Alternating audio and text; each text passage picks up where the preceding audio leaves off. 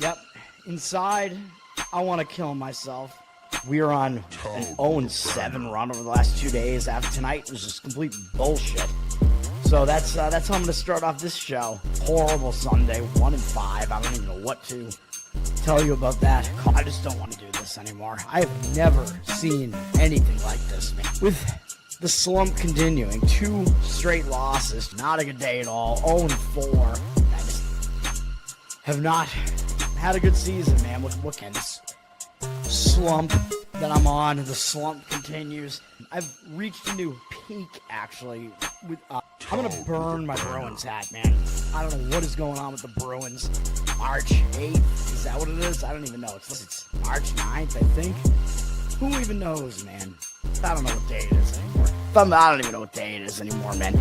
Back with you after the worst day that I could possibly have. Back with you, as I always am. Until I die, at least.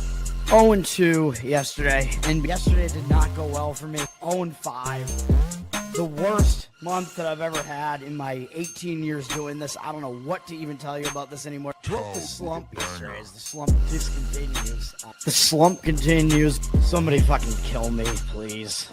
I don't even know what I should do at this point other than potentially end it all.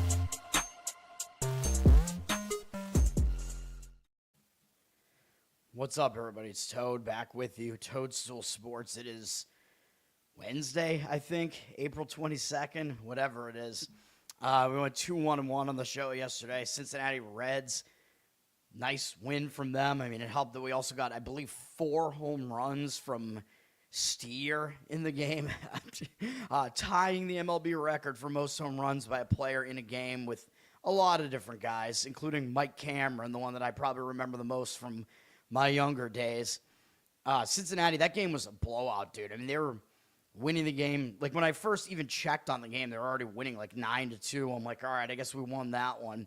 They were up 11-2, 12-2, I think, in the 9th inning, and then the Cincinnati bullpen kind of tried to blow it, and they wound up only winning 12-6, but whatever. The under also hit. Both baseball plays won yesterday. Surprisingly, on my playoff plays did not do as well. The under in Dodgers-Giants won, even though Yamamoto got tagged for 3 runs in the first inning. I'm like, this is insane. Giants already up 3-0. Well, guess what? The Giants' offense is so bad, they didn't score again in the entire game, and the game wound up, I believe, being a 3-1 final, so I'll take it. Whatever. And then Tampa Bay in hockey, they won, so we pushed that bet. If you went all money line on it, you actually got the win. It was close, though. I think it went into overtime, I want to say, and they had to get the win in overtime. 2 overtime games in that series so far. I thought it would be an easier win for them. They got off on the right foot. They were winning the game early, but they just never were able to amass any sort of lead in that game. I mean, it's hockey, but whatever. I thought that, there was a decent chance that thing was going to push. I thought there was almost no chance they're actually going to lose that game, but they were losing 2-1 later in the game.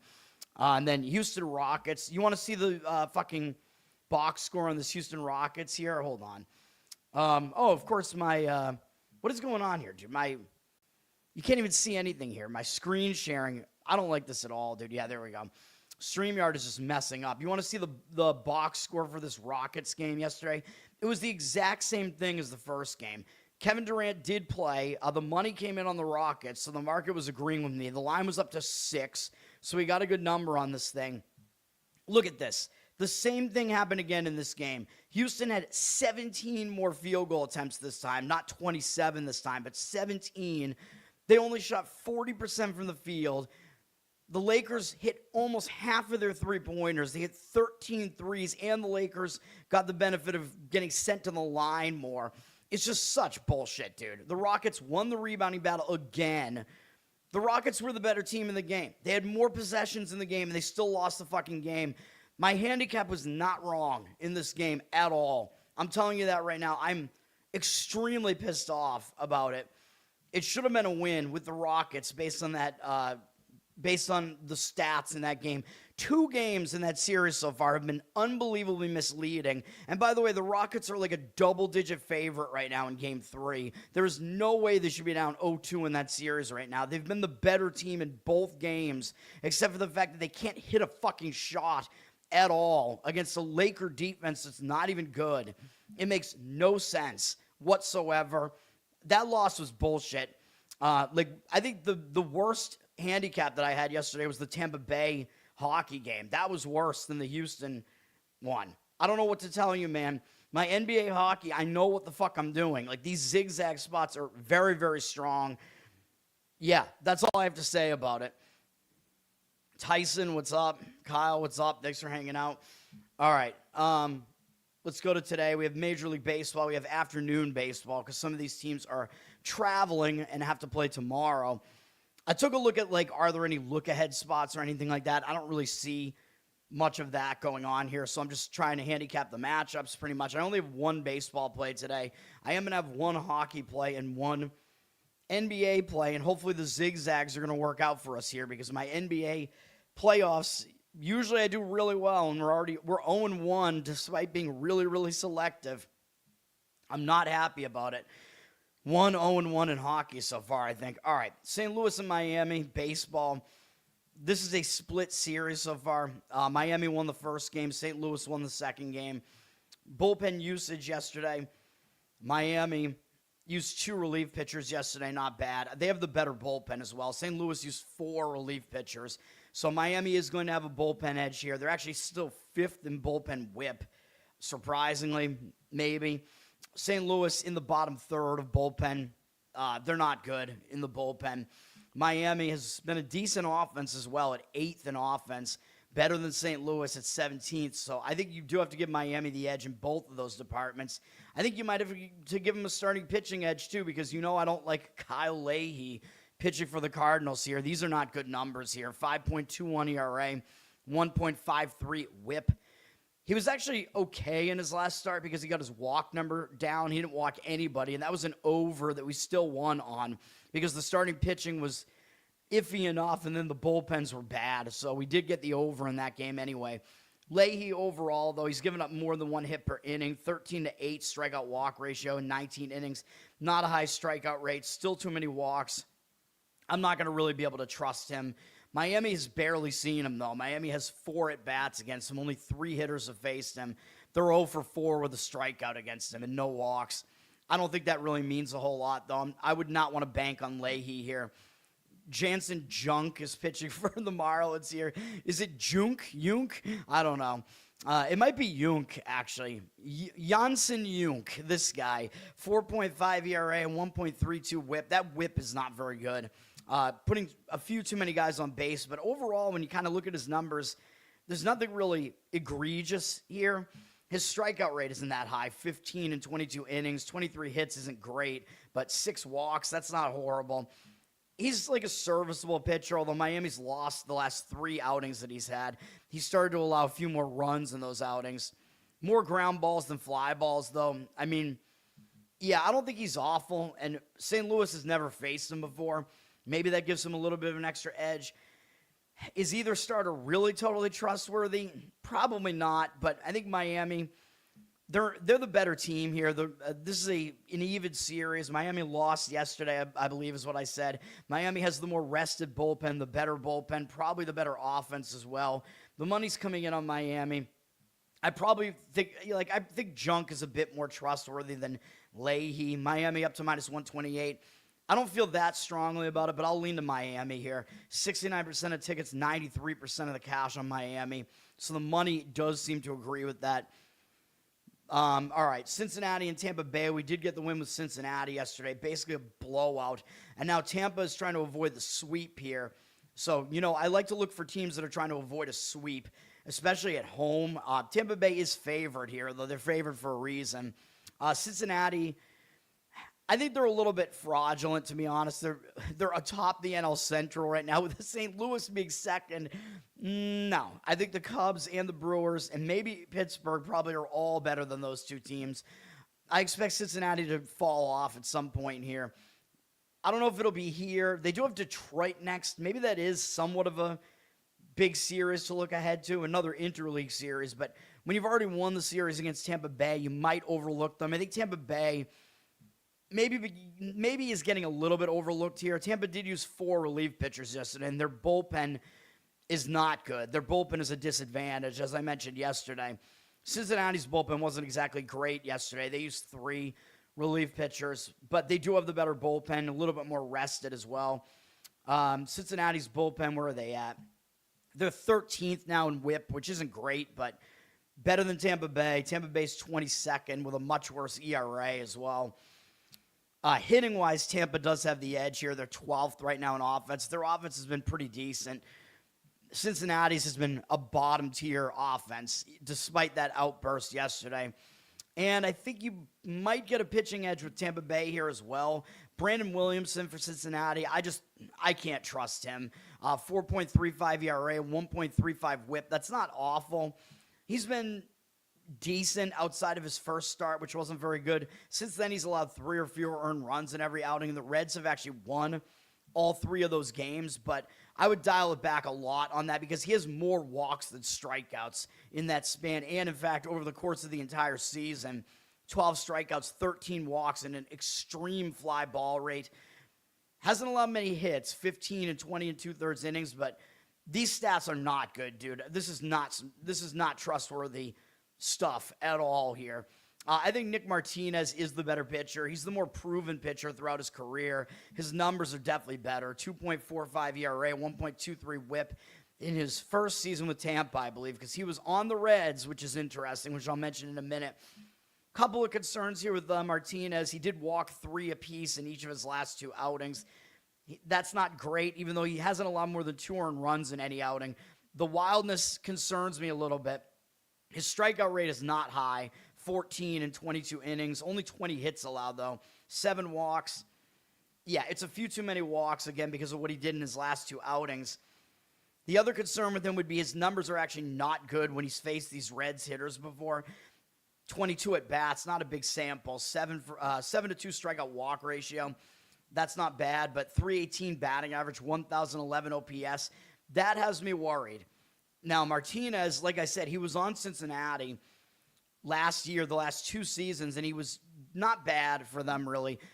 I think he might get up a little bit extra for this game, so that is part of the handicap. When a team lets you go, especially for a starting pitcher, right, because the pitcher has, like, the most impact on the game, he might come out with, like, a little bit extra motivation, you know what I mean, like a little bit of extra intensity, come out here, want to beat the team that decided that they didn't want to keep him, you know what I mean, that he wasn't good enough. So I think he might get a little bit extra excited to pitch against his former team, Cincinnati here.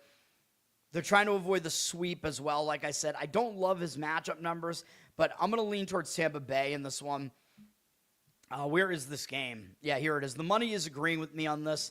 It would be moneyline Tampa Bay for me here. They're minus 131, 64% of tickets, 95% of the cash on Tampa Bay. So the money is agreeing with me on that. Hopefully I'm picking the right game to play today, man, in baseball, because I only have one play. And this one, the only thing that's keeping me back, like that's holding me back from this is Martinez matchup numbers against Cincinnati are just not great. That's like the only thing that's keeping me away from that. I think Tampa Bay's got the edge throughout that game. Houston at Cleveland. These teams have split the first 2 games. Cleveland won yesterday, 8-5. Bounced back after Houston had a bounce back in the first game. Now, Houston, their bullpen is bad. We know this. We've been making fun of it all year so far. They used 4 relief pitchers yesterday as well, which is not great. Heavy usage. Cleveland did use a lot, too. They used like 5 relief pitchers. I would not want to trust either bullpen in this game. Cleveland's is a little bit better, 15th in whip, but their ERA is over 5, which is pretty bad. Houston's is even worse. They're a bottom 3 bullpen. I would not disagree with fading both bullpens in this game. As far as the offense is concerned, Houston's has been good. They're still second in OPS. They can definitely score runs, and they can hit. Surprisingly, because it seemed like their offense wasn't going to be that good this year, but the pitching has been their huge issue this year. Cleveland, their hitting has been okay. They're 15th right now. So you could see some runs in this game. So I started looking at this game. My feeling was leaning towards an over in this game. Lambert is pitching for Houston. He only has one start under his belt so far. He went 5 innings against St. Louis, allowed 4 earned runs on 7 hits. That's not good. That's not good, but 8 strikeouts, 1 walk actually is pretty good. So he wasn't actually that bad in that game. And I know I gave you guys the over in that game, and we did get the win with it. The bullpens helped us out. Both starting pitchers got damaged enough that we were able to get the over in that game somewhat easily. But I don't think Lambert was as bad as he looked. Now, I know I was questioning him because he's 29 years old. His career's never really taken off. I don't know if maybe he had injuries that derailed it or what, because I remember I looked him up, and like back in the day, he was drafted as like a pretty high draft pick by Colorado, but he just never panned out.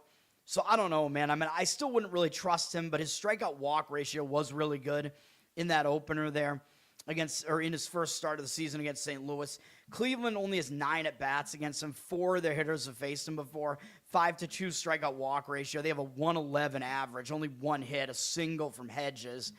384 batting average, 384 OPS. Batting average would be really good.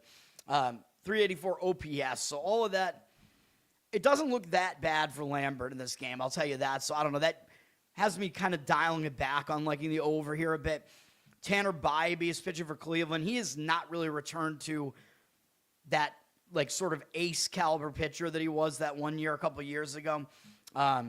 2 years ago. Actually, he was really good 2023 and 2024. So I don't know what's going on with him, man, as he's taken steps back the last 2 seasons, it looks like so far. I don't know what's going on with him. He did just pitch a 6-inning shutout, though, against Baltimore. And really, he's only had one awful start at Atlanta. But overall, his numbers, they're a little bit questionable. 23 strikeouts and 9 walks is not the greatest ratio. And 28 hits allowed in 24 and a third innings. That's not great. He walked too many guys in his last outing, but it was a shutout against Baltimore for 6 innings, 3 walks. That was the one drawback of that start. But maybe you can argue that he is kind of getting into better form here. The walk's a little bit concerning, though. The other concerning thing is he's not that good against Houston. In 64 at-bats, 16-3 strikeout walk ratio, that's good, but 297 batting average, 828 OPS. I don't think I trust those numbers. This game, it's an interesting one. Cleveland is sitting at minus 135 on the money line here. 83% of the tickets, 99% of the cash on them. I don't think I buy that. I buy that Cleveland is a public side here, though. I think I still am probably going to lean over here. I think, Lambert is still definitely in question. Bybee looks a bit questionable as well. His matchup numbers don't look that good. The bullpens, I think, are definitely fadeable here. I think over probably is the preferred approach here, but I don't feel that strongly about it. 89% of the tickets, 94% of the cash on the over there. Total actually dropped a bit to the 8. It's still basically in no man's land, though. 8.5 to 8 is not a huge move. Do with that information what you want. I don't have a good feel for the side really at all, though. Like, Bybee is obviously the more proven pitcher here with more upside, but Cleveland's a public side. I could potentially see Houston being able to beat him. I think if you wanted to go Houston, though, I would only go first 5 innings. I would not rely on their bullpen, but I don't think Lambert is trustworthy enough to want to rely on him either, though. So, like I said, I think over is probably my preference there. Baltimore at Kansas City. ESPN Unlimited has this one, and MLB TV, because all the games are on MLB TV. These teams have split the first 2 games, but what's good for Kansas City is they just ended a long losing streak. They've lost 8 or 9 games in a row. So now the Mets and the Phillies are the teams that can't win. Kansas City with a win that ends that losing momentum, man. So that is big. A lot of times when a team ends that long losing streak, it gets that chip like off their shoulder or whatever, and they can just play looser, play better. So that does help Kansas City that they won yesterday and finally got back on the winning side. Now, bullpen-wise, Kansas City's bullpen has been very bad this year. They used 3 relief pitchers yesterday, which isn't too bad. Baltimore also used 3. Kansas City's bullpen, they've been a disaster, though. They're actually the worst-ranked bullpen in both WHIP and ERA, which is, it really kind of shocks me because their bullpen was pretty solid last year, and they don't have that different of a bullpen this year, I don't think. Maybe Zach can tell us if he's out there. The Royals' offense has also been struggling this year. They're 26th in OPS. That's not good at all. Baltimore's had the better offense, although they haven't been that good, actually. They're at 20th right now, although I think they do have a more packed lineup, though. Baltimore does. Baltimore's bullpen has actually been really good. I forgot to mention they're 4th in bullpen whips. So Baltimore, I think, does have a bullpen edge and a hitting edge here. Do they have the starting pitching edge here, though? I don't really think so. You know I'm not a fan of Chris Bassett, and he's not pitching well this year at all. 6.19 ERA, a really, really bad 2.13 whip. Putting 2+ guys on base per inning, that is really crazy. He's gone 16 innings. He's allowed 23 hits and 11 walks on top of that, and 7 strikeouts. This is not good, dude. Not good at all. I kind of raised the alarm on Bassett last year, and the professionals were really liking Bassett for a while last year, and I was like, nah, I don't like him. He was good at home last year. He was bad on the road, but guess where he is today? Yeah, he's on the road today, so that's not good for him either. His numbers against Kansas City, however, are actually pretty good. In 54 at-bats, 13-6 strikeout walk ratio. That's not very good, but 148 average allowed is pretty good, and 437 OPS. Maybe Bassett is trustworthy a little bit more in this specific matchup, but I still don't know if I would trust him. He is facing Michael Wacha, who is definitely the better pitcher overall. Wacha, I mean, these are really good numbers this year for him. They're unsustainable, but he has been good. 1 ERA, 0.78 whip. Obviously, those numbers are going to go up, but he's been good. He's allowed no more than 2 earned runs in any outing, and that was his last outing against the Yankees, where I believe we had a winner on the show on the under in that game. He's got a 23-8 strikeout walk ratio, only 13 hits allowed in 27 innings. Nothing to really dislike about what we see out of him here, except the fly ball rate is a little bit concerning, especially given that in Kauffman Stadium here, they move the walls in a little bit, which it still kind of remains to be seen how much of an effect that's really going to have.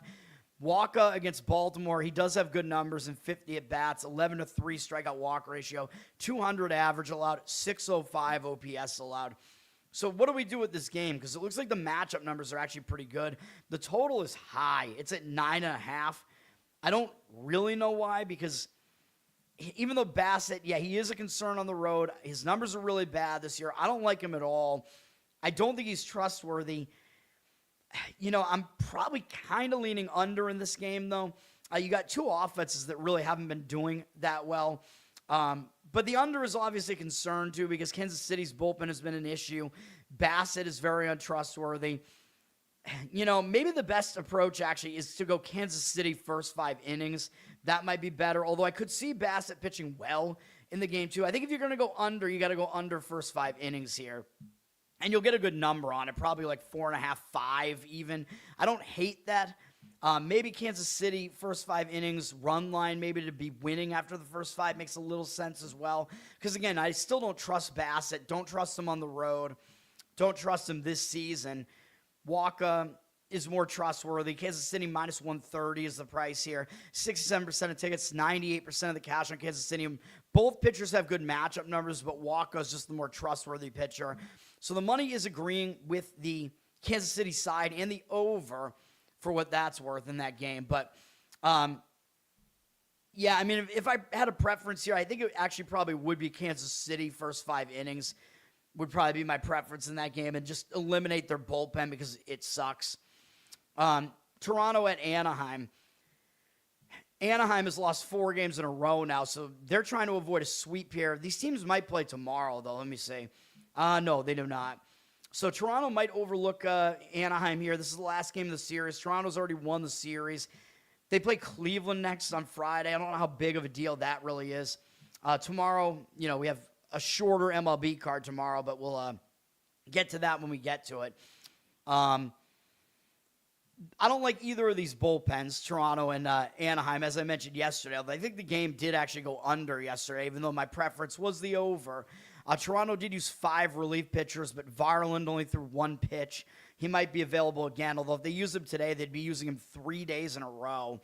And Fluharty threw only 7 pitches, so their bullpen's not like totally used up, but they did use 5 guys yesterday. Maybe they were eating some 5 guys sandwiches in celebration, some burgers there, burgers and fries. Anaheim only used 3 relief pitchers yesterday, so their bullpen is a little bit more rested, but they're not a good bullpen. They're at 20th right now, and Toronto's not much better at 16th. This is based on whip. So you have 2 bullpens that are not very trustworthy here, at least at this point in the season. Offensively, Anaheim's been the better offense. They're 10th in OPS right now. Toronto hasn't been that great at 19th. Granted, they've had some of their best hitters being injured. Eric Lauer pitching for Toronto. He was really good for them last year, but this year has been really not good. A 7.13 ERA, 1.47 whip. That's some bad stuff. But you kind of dive into his numbers here. You know, really, he only had one really, really bad start against Minnesota. Other than that, you know, not great, but like tolerable numbers otherwise, except the strikeout walk ratio is still bad overall, though. 16-10. That's not good. Only 16 hits allowed in 17 2/3 innings. That's not bad. Fly ball rate, I don't like that. You know, I kind of like ground ball pitchers better, even though they also piss me off when they outpitch what their whip says that they should be. David Peterson, I'm looking at you, although I think he's hurt right now. Lauer, dude, I don't know what's going to happen with Lauer here. I think he's not as bad as his season numbers look so far. Let's just put it that way. I think we could at least say that based on what we saw last year. I don't think he's as good as last year, though. Against Anaheim, his numbers are pretty good, and 27 at-bats. It's not a huge sample. 5.3 strikeout walk ratio is not very good, but 185 batting average allowed, 637 OPS. The OPS maybe getting a little skewed because Soler has a home run off him. But, yeah, overall, he might match up okay here. But he's going to have to somehow outpitch Jose Soriano, who's been elite this year so far. 5-0 with a .28 ERA. You got to be kidding me with these numbers. .73 whip.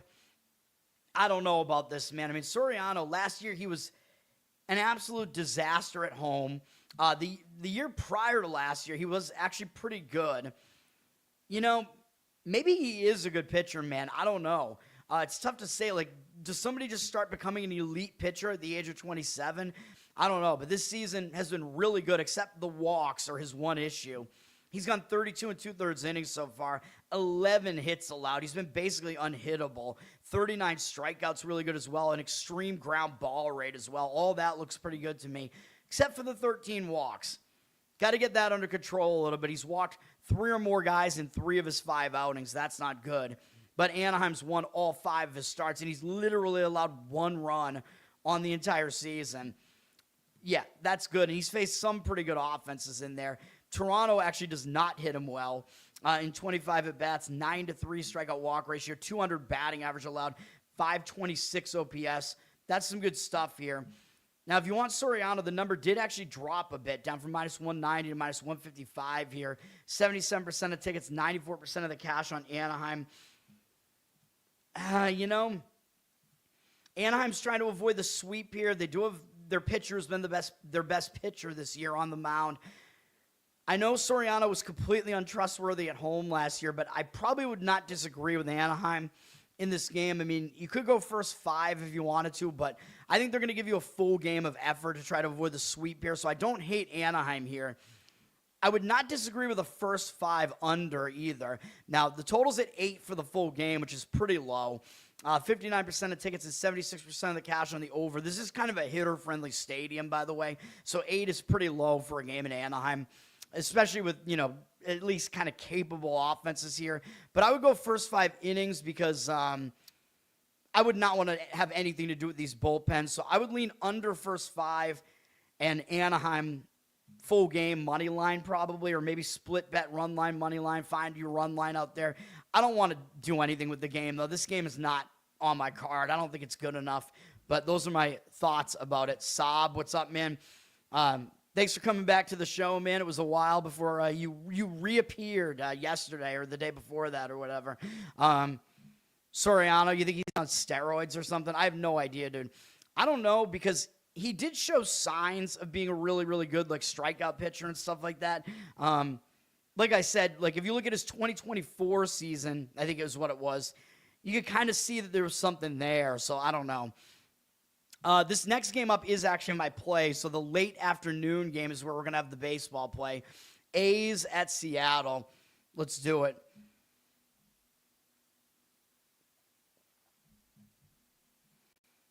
this one, I think we kind of have the biggest advantage just throughout the game with the pitching, whatever. But we're going to have to find a way to kind of go hefty price on this. We're going to be on Seattle here.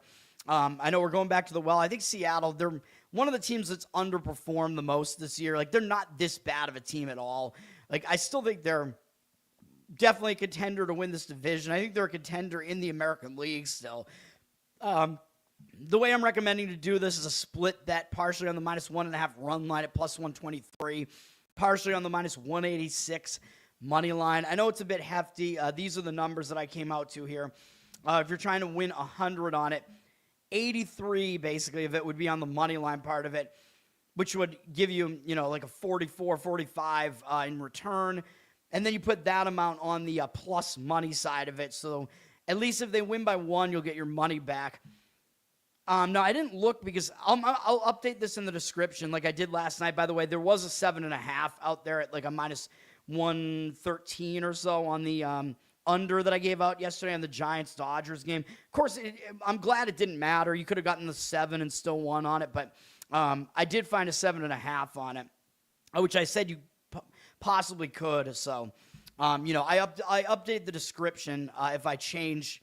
If I find a better number there, and I kind of have to stick to what I give out on the show, but because everything is based on what is the number right now in the morning, sometimes I might recommend that maybe you should wait and look for a better number, and that's what I did with that one.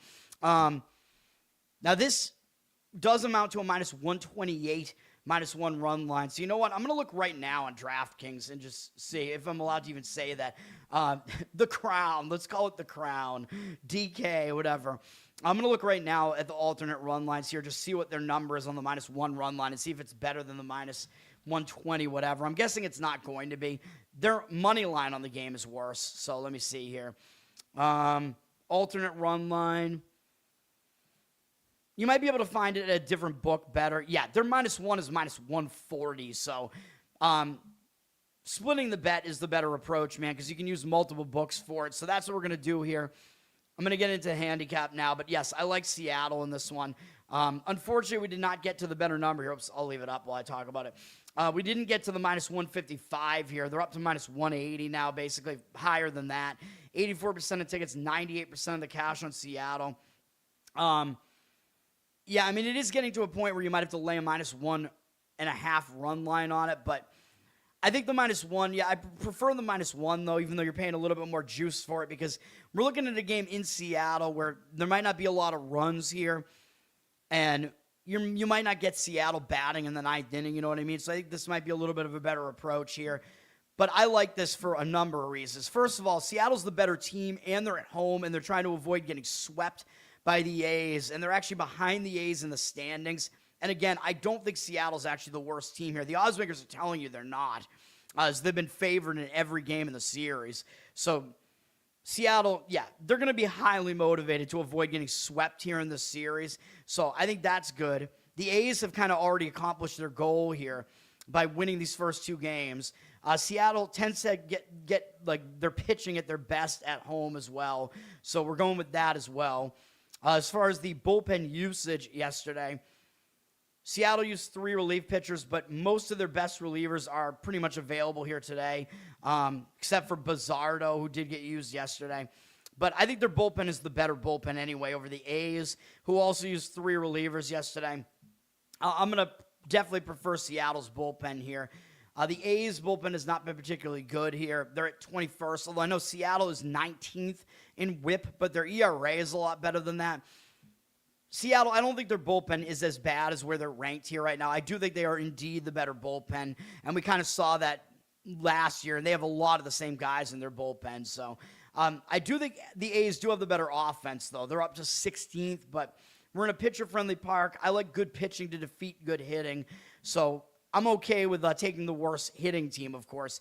Seattle is 23rd right now in offense, but I really don't think they're that bad offensively, even though they're what's offensive is their .219 batting average. Although I'm a child of the 90s, man, where I'm used to these better batting averages. I'm like, what the hell are these batting averages now? Where like .230, whatever, is considered to be a good batting average. It makes no sense. But, yeah, I think Seattle is the lesser offense here, but I don't think it's by that much. And then, of course, we have the starting pitching, which I think is a big edge to Seattle.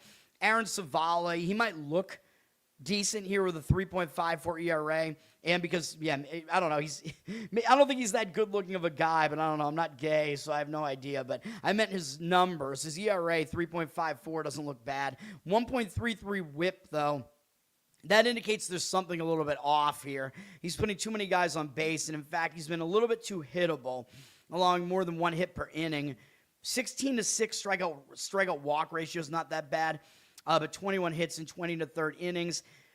He looks to be coming out of form a little bit. After his first 3 starts were all pretty good, he had a really ugly start last time out against the White Sox. And there are 2 things that it could be here now. He's either falling out of form here, and that's pretty bad that it was against one of the worst offenses, the White Sox. It was at home, so, that was his first start at home, and this is, of course, not at home. We know the A's stadium, really bad for pitchers, especially like Savale, because he's a fly ball pitcher, although he actually didn't allow any home runs in that game. So maybe it was that. Maybe it was pitching in that stadium, and this is a much more pitcher-friendly stadium, but maybe he's coming out of form a little bit here, man. I don't know. Yes, the fact that he's a fly ball pitcher, that will play a little bit better in a stadium like this where it's a deep stadium, but his numbers are not very good against Seattle either. In 43 at-bats, 6.6 strikeout walk ratio, that's not good. 279 batting average, 902 OPS allowed. Mitch Garver has 2 home runs off him, and Julio Rodriguez 5 for 12 with a home run. So Savale has not been very good against Seattle, and I think we can trust Logan Gilbert a lot more than Savale here. Gilbert has the worst ERA, but he's clearly the better pitcher. 4.03 ERA is not great, but 1.17 whip, that is pretty solid.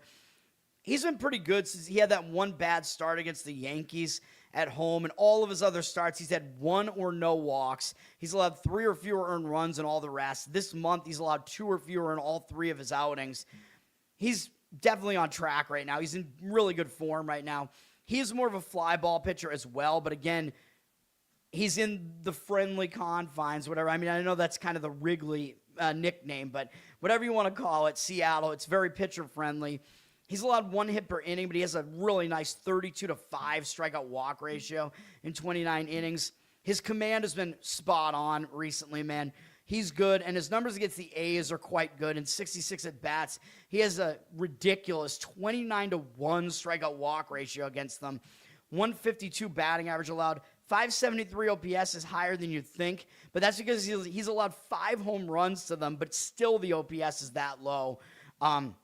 So basically, it's like all or nothing. You're either going to get a strikeout or a home run, basically, off of him, but this is a pitcher-friendly park, like I said, so the home runs don't happen at that high of a rate here, and I'm guessing some of these home runs he allowed to the A's were probably in the A's stadium last year, would be my guess. I can look, actually.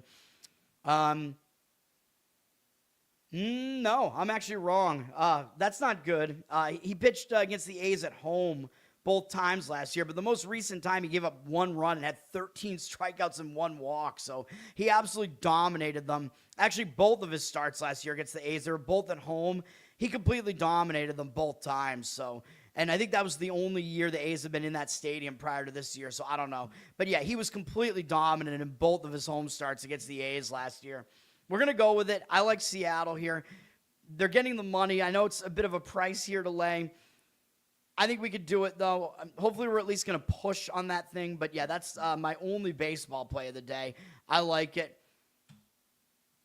1 game too early on Utah. Utah played better in last night's game for sure. They had the better game last night. I still don't think they're going to win the series, though. I think the experience is going to win out for Vegas in that series. But, yeah. I have not given out a play on any of that, though. My plays so far were Game 2 Dallas and Game 2 Lightning have been my only plays so far, and I will have a hockey play tonight. Okay, where are we at here? Milwaukee and Detroit is the next game.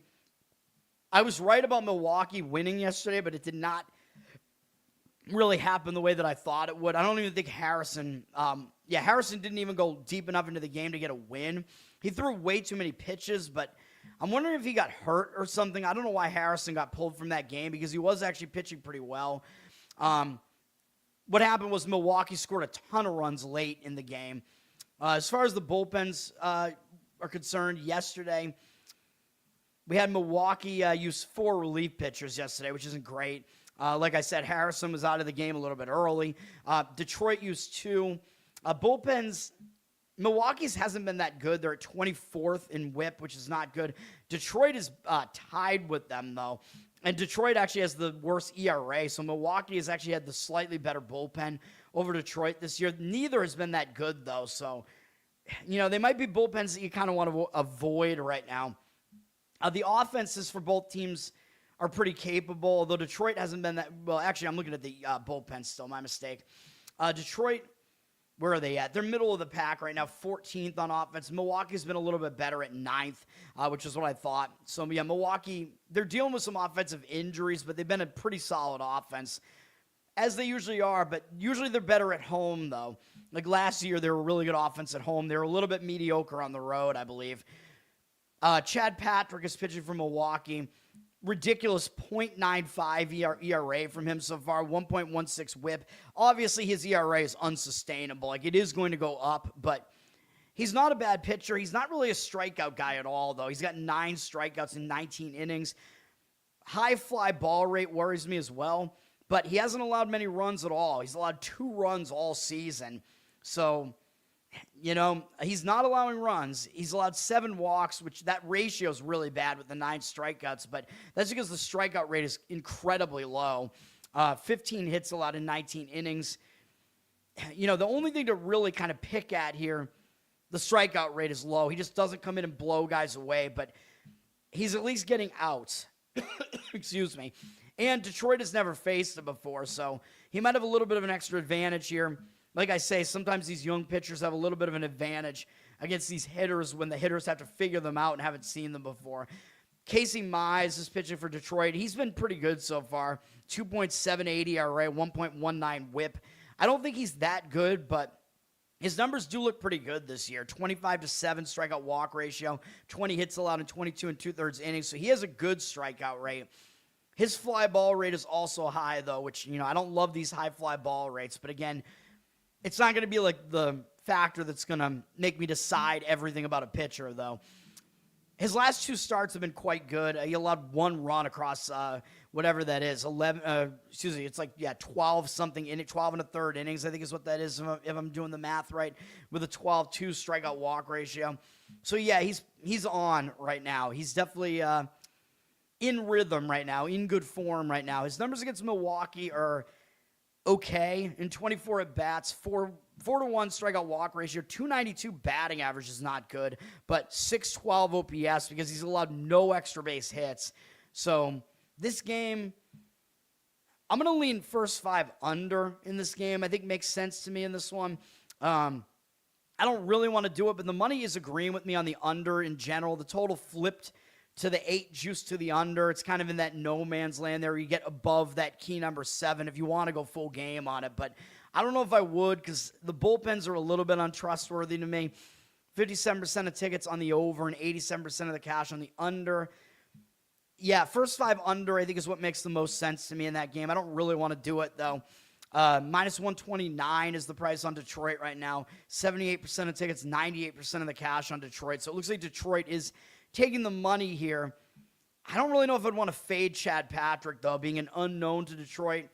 Pitching pretty well right now, but yeah, Mize is the better strikeout pitcher right now, though. So Mize does kind of appear to have the better stuff over Patrick. And like I said, at some point, Patrick, his numbers are going to get worse than they are right now, even though I don't think he's a bad pitcher. Atlanta at Washington. This has been an over series, which makes sense because Washington has been hitting well and their offense has sucked. Or excuse me, their bullpen has sucked. Excuse me, their offense has been good. Their bullpen sucks. I can't think right now. My brain is fucked. Yesterday was extremely high scoring. 11-4 win for Washington. These teams have split the first 2 games of the series. They're actually playing again tomorrow afternoon. So this is a 4-game series with the first 2 games being split 1-1. Bullpen usage yesterday. Washington used 3 relief pitchers. Atlanta used 4. Atlanta does still have the better bullpen, though. Atlanta's been the top bullpen in baseball, though I don't think they really are. I think San Diego is the best bullpen. Atlanta has had some of the best numbers, though. They have the best whip, second best ERA, I think is what they have right now. Maybe third best, whatever it is. They've been a good bullpen, though. Washington stinks. Washington's 26th in bullpen whip, and their ERA is bad, too. Both offenses have been good, third and fifth, respectively, between the Braves and the Nats here. I still kind of think these offenses are not as good as they look so far, though. But, we're whatever we are, a month into the season almost now, and these are the numbers we have to work with so far. Martin Perez is pitching for the Braves here. He's basically in the rotation because too many of their starters are hurt, but he's been pretty effective. 2.21 ERA, 0.93 whip. Like I said, he's a veteran that relies on his command and getting soft outs and stuff like that, but he's been pretty good. 10-6 strikeout walk ratio is obviously not good, but his strikeout rate is just low. He's just not a strikeout guy. He's only allowed 13 hits in 20 and a third innings. There's nothing to really argue too much about here. He's been fine. I don't think he's great, but, he's stuck in the league for this long because he can be like an effective, bottom of the rotation type of pitcher that can give you an arm there that's not going to go out there and, kill you most times. Yeah, and they've been in every single game that he's pitched as well. Yeah, and he's coming off a 6-inning shutout against Philly, but, maybe sometimes when a pitcher does that, they'll be in a little bit of a letdown spot after that, but with him being such a veteran, I'm not sure that's going to be the case. Somehow, even though Perez has been around forever, the Nationals have only had 9 at-bats against him. Only 3 of their hitters have ever faced him before. C.J. Abrams, not J.J. Abrams, I was like, is he putting lens flare all over everything? Anyway, yeah, Perez is allowed a 333 average, 1,000 OPS to the Nats hitters. Abrams does have a home run off him, but I'm not going to put much weight into a small sample size like that. But there is plenty of film out there on Perez and stuff like that. He's not a guy that's that hard to figure out, really. Zach Littell is pitching for the Nationals. He's been pretty bad this year. 7.11 ERA, 1.74 whip. That's quite awful, but really it's kind of one really bad start, skewing the numbers a bit there. Give up 8 runs in 4 innings against San Francisco in his most recent outing. Usually his command numbers are pretty good, but he's too hittable, and that has been the case again this year. He's got a 14-6 strikeout walk ratio, which is it's not great, but it's not awful. The 27 hits allowed in 19 innings is where the real problem comes in. He just puts the ball over the plate too often. And against Atlanta, his numbers are not good. In 60 at-bats, 8-2 strikeout walk ratio, 317 average allowed, 872 OPS. Not liking what I see there. Yeah, I think Atlanta does have the edge here, man. Pretty much for pitching, I think it's across the board. Oh, shit. I need to re-handicap this. My mistake. Martin Perez, fuck you, ESPN. Martin Perez is not actually going to be starting in this game, it looks like. I don't know if they pushed him back, if he's hurt, I don't know, but young pitcher Didier Fuentes is going to be pitching for, or Didier, I guess. I don't know. Dude, I took French, so I pronounce it Didier. Didier Fuentes, however you want to pronounce it, because I guess he's Hispanic. Hold on, let me see. He's not even listed. Where is he listed here? Is he on the depth chart? No, he is not. Let me look at the roster then. Yeah, we got to re-handicap this. Fuentes is a really young pitcher. I think he's only 20 years old, dude. I think they kind of brought him up too early last year, and he wasn't that good as a starter last year. His numbers are out of the bullpen so far this year, but he has been good out of the bullpen. 2.25 ERA, 0.75 whip.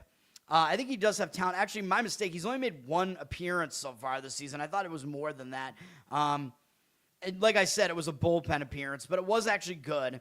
He went 4 innings against Kansas City. 1 run allowed on 2 hits, 1 walk, 4 strikeouts. Yeah, not bad. But if you look at what he did last year, he did struggle pretty badly. He had a 13.85 ERA in 4 starts last year and 2.23 whip. Now, do I think he's that bad? No, I don't. I mean, it was a very small sample size. He walked too many guys, 12-6 strikeout walk ratio. Dude, I mean, I think he does have a lot of upside here based on like the scouting that I looked at last year or whatever. But like I said, I think the Braves rushed him up, and I think he was just too young. Like they brought him up when he was like, I think he was 20 because his birthday's in June, but he could have been 19 even when they brought him up last year. That's a little bit crazy, man. I think that's a bit much for a pitcher that's that young to come up and pitch, in a pretty big market like this. Maybe the pressure was off him in this relief appearance. It's really difficult to figure out what we're going to get out of Fuentes here. By the way, he is from Colombia, if you wanted to know. Washington did not face him last year, so Washington's never seen him before. I do talk about how that is a little bit of an advantage to the starting pitcher if they're unfamiliar to the opposing offense, especially when they're a young guy that does have some talent. Now, with Fuentes being listed, it looks like that did drop the line on Atlanta down from minus 160 to minus 145. I think the odds makers' consensus basically is that Perez would have been the more trustworthy pitcher here at least. And Perez, exactly what you pretty much know what you're going to get out of him. Fuentes is a wild card. We have no idea what we're going to get out of this guy here. 93% of tickets, 99% of the cash on Atlanta. Don't know that that's accurate. To me, they look like a public side. I don't think we could trust Zach Littell here at all, though. I don't want to do anything with this game, man. The money's coming in the under, too, even though this has been a major over series. If you're going to go under, you have to go first 5 here, but I would not be able to do that. I don't think you trust either starter. Actually, it's Washington's bullpen is bad. Atlanta's is not bad, but that's what I meant. I would not trust Washington's bullpen to factor into an under here. I still think probably the best approach is the Atlanta money line, though. You might get a good start out of Fuentes, who knows, but you know that the bullpen is better for the Atlanta side. That's probably the way I would go. Especially given that Atlanta got blown out yesterday and they are the better team here. They might be in bounce-back mode too, so I'll have a slight lean towards Atlanta in that game. All right. We'll do Red Sox Yankees, even though I don't even want to talk about it. Dirty Sock, what's up? Thanks for hanging out. Red Sox have to fucking fire Alex Cora. You know what makes no sense to me? Cora decides to not start Jarren Duran last night. Against a right-handed hitter that he was 3 for 13 off of, which I know is not good, but he had the most experience off of Heel, and it wasn't like he gets completely dominated by Heel. No, let's just not play Duran, which probably means he's going to play tonight against a lefty that Duran is 0 for 13 off of lifetime. What the fuck are you doing? If you're going to sit Duran, clearly it should be this game against a lefty that he's had no success against. I don't know what we're doing. This game is on MLB Network and Prime. The Red Sox are absolutely fucked. The best pitching matchup they had was in yesterday's game, and they got nothing. They can't hit Luis Heel at all, even though Heel isn't even good. Heel is good against the Red Sox, and he's good against nobody else because the Red Sox blow that much ass. Fuck the fucking Red Sox. I'm so sick of this fucking team. They have way more talent than this.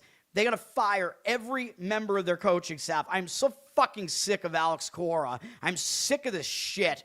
The Red Sox used one relief pitcher yesterday, and it was Carmen Sandiego, Tyler Samaniego, who I thought they brought up to replace Sonny Gray in the starting rotation because Gray got hurt, but no, that's not correct. Samaniego is going to be pitching out of the bullpen, and Peyton Tolley is going to come up and take Sonny Gray's spot in the rotation, which I do like. I'm a Tolley fan, dude. He's a huge, burly, 6'6", 250 motherfucker who looks like an even bigger Reed Coverdale. Seems like the fucking man. So, yeah, bring up Peyton Tolley. I'm fine with that. I like this guy. Just his aura is unmatched. So we'll talk about him whenever he's starting. I think he's going to be starting later this week at some point. Whatever. Red Sox do have the better bullpen here and a rested bullpen. That's the only good thing I could say about the Red Sox here. The Yankees used 3 relief pitchers yesterday. The Red Sox still have the 6th best bullpen whip. Way to go, I guess. The Yankees bullpen has not been that good. They're 18th, but still better than last year. Hitting, obviously, the Yankees have a big edge there. They're now 6th in OPS. The Red Sox are 2nd worst in OPS now after yesterday's disastrous performance. Max Fried is pitching for the Yankees. He actually hasn't been that good, even though his numbers overall look pretty good. 2.97 ERA, 0.81 whip. I mean, he's like, he's put up there as like this ace pitcher. And while, yeah, he's good, but like his walk numbers really haven't been that good. Like throughout his career, his strikeout rate's pretty low for a guy that's considered to be like an ace caliber pitcher. 23 strikeouts in 33 and a third innings, 8 walks, but he's only allowed 19 hits. That's not bad, but the walks have been bad recently for him. The Yankees have lost 3 starts in a row that he's made. He's allowed 3 or more runs in all 3, and he's walked 3 apiece in 2 out of the 3.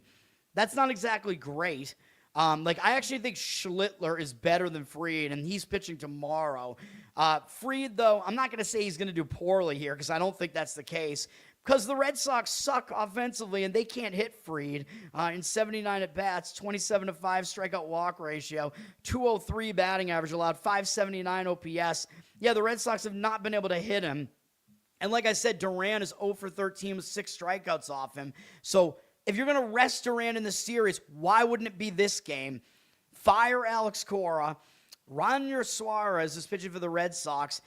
He's got good numbers this year. He has started pitching pretty well. 3.22 ERA, 1.07 whip. I thought he was a good pickup. He's allowed no runs over his last 2 outings, including a big game at home against Detroit where he shut them out for 8 innings, only allowed 2 hits, and couldn't get a win because the Red Sox offense is that bad.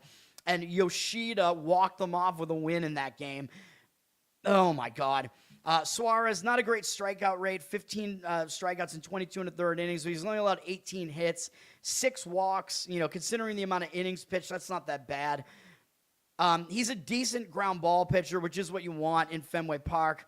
Against the Yankees, his numbers have not been very good. In 90 at-bats, 23-5 strikeout walk ratio is good, but 300 average, 804 OPS. I'm not liking what I see there, even though he does have the capability to battle Fried. There's no doubt about it. If the Red Sox are going to somehow win this game, it's going to be because their pitching is just a little bit better, and their bullpen is going to have to be part of that as well, obviously.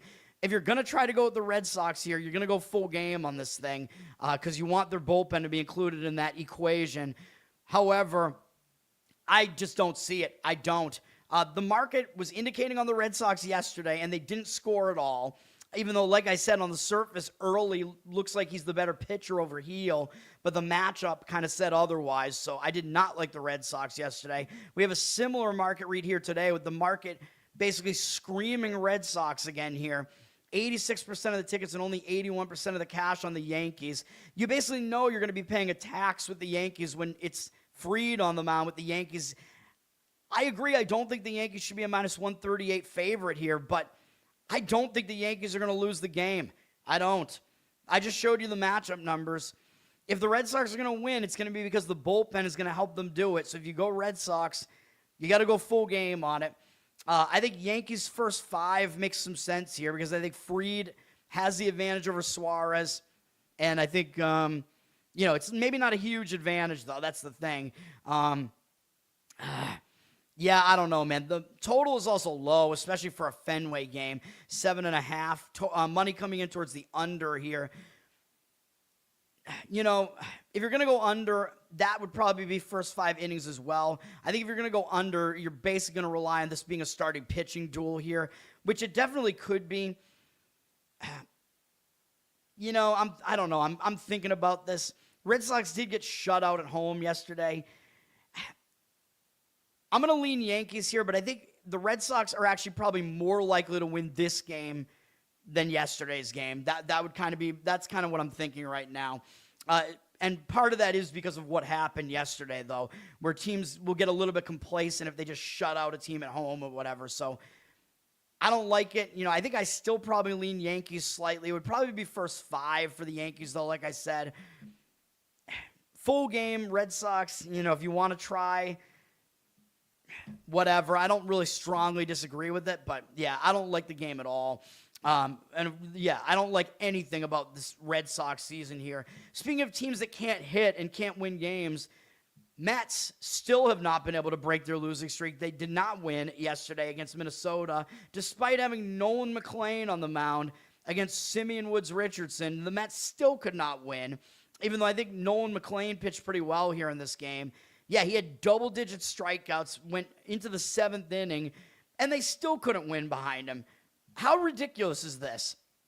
He gave up 3 earned runs, but you can't really, that's not even that bad. Like, this is just, it's getting ridiculous that the Mets can't win these games. I think it's hilarious, though, as we talked about on Losercast last night. By the way, Leighton, I'm pretty sure his pick for loser this week was the New York Mets, and you'd think that would be me going with the sports related pick, but I did not. I went with Javier Milei because, I hate that guy. But, yeah, the Mets was a good pick from him. Now, what's really hilarious about the Mets is they had that publicity stunt where Mr. Met, whatever, hugged Mamdani, the communist mayor of New York City, and the Mets have lost every game since that stunt happened.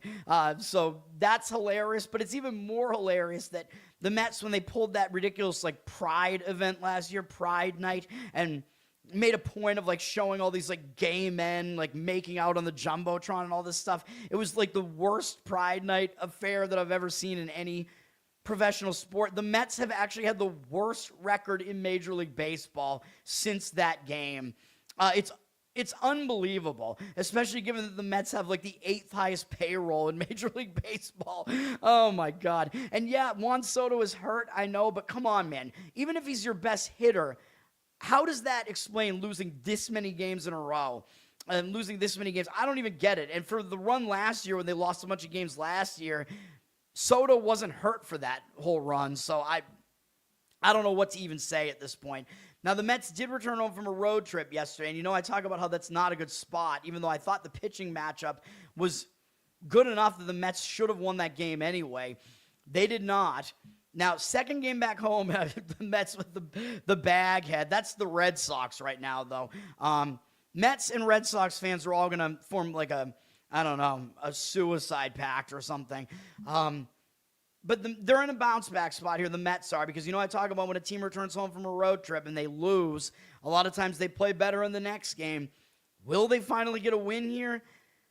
I don't know. The pitching matchup was better yesterday for the Mets.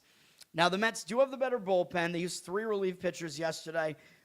Hey, just like the Red Sox, the team can't hit, and they have the better bullpen. Minnesota used 3 relief pitchers yesterday. Minnesota's bullpen is bad, though. They're the fourth worst bullpen whip. Their ERA is a little bit better than that, but still bad bullpen. The Mets are 12th in bullpen whip. Their ERA is fine. So not a bad bullpen from the Mets. Hitting, obviously, the Mets have been just atrocious. Worst offense in baseball right now based on OPS. Not quite the worst batting average, but close. They're 3rd worst behind the Phillies and the Mariners. Oh, no, 4th worst behind the White Sox, of course, as well. But the White Sox OPS is way higher because they just hit home runs somehow. It's that young Japanese hitter they have there hitting a ton of home runs and not hitting for average. And, in Minnesota, their offense has been okay this year. I think they've overperformed, but they're currently sitting at, where are they at? I don't even know. Why do I not? Oh, I'm looking at bullpen again. That's why. The Twins are 12th in OPS right now. The starting pitching here, though, is very interesting. Connor Prelip is listed as the starter for the Twins here, although he's not. I don't think he's listed here. Oh, no, he is now. ESPN had him listed. Pregame didn't have him listed before. This is an interesting case here. Prelip is making his Major League debut. He has not pitched in the majors before. I looked at his minor league stats. He struggled in AAA last year, but his AAA stats this year look good, although he's only made 3 starts, but he does have a 2-something ERA in AAA this year, and his whip is 1.2. His main issue is the walks. He walks a lot of guys, but his numbers overall look pretty good in AAA this year. They've decided to call him up. He's 25, which is a little bit old for making his Major League debut. That's because he's had injury issues, and he actually had Tommy John surgery.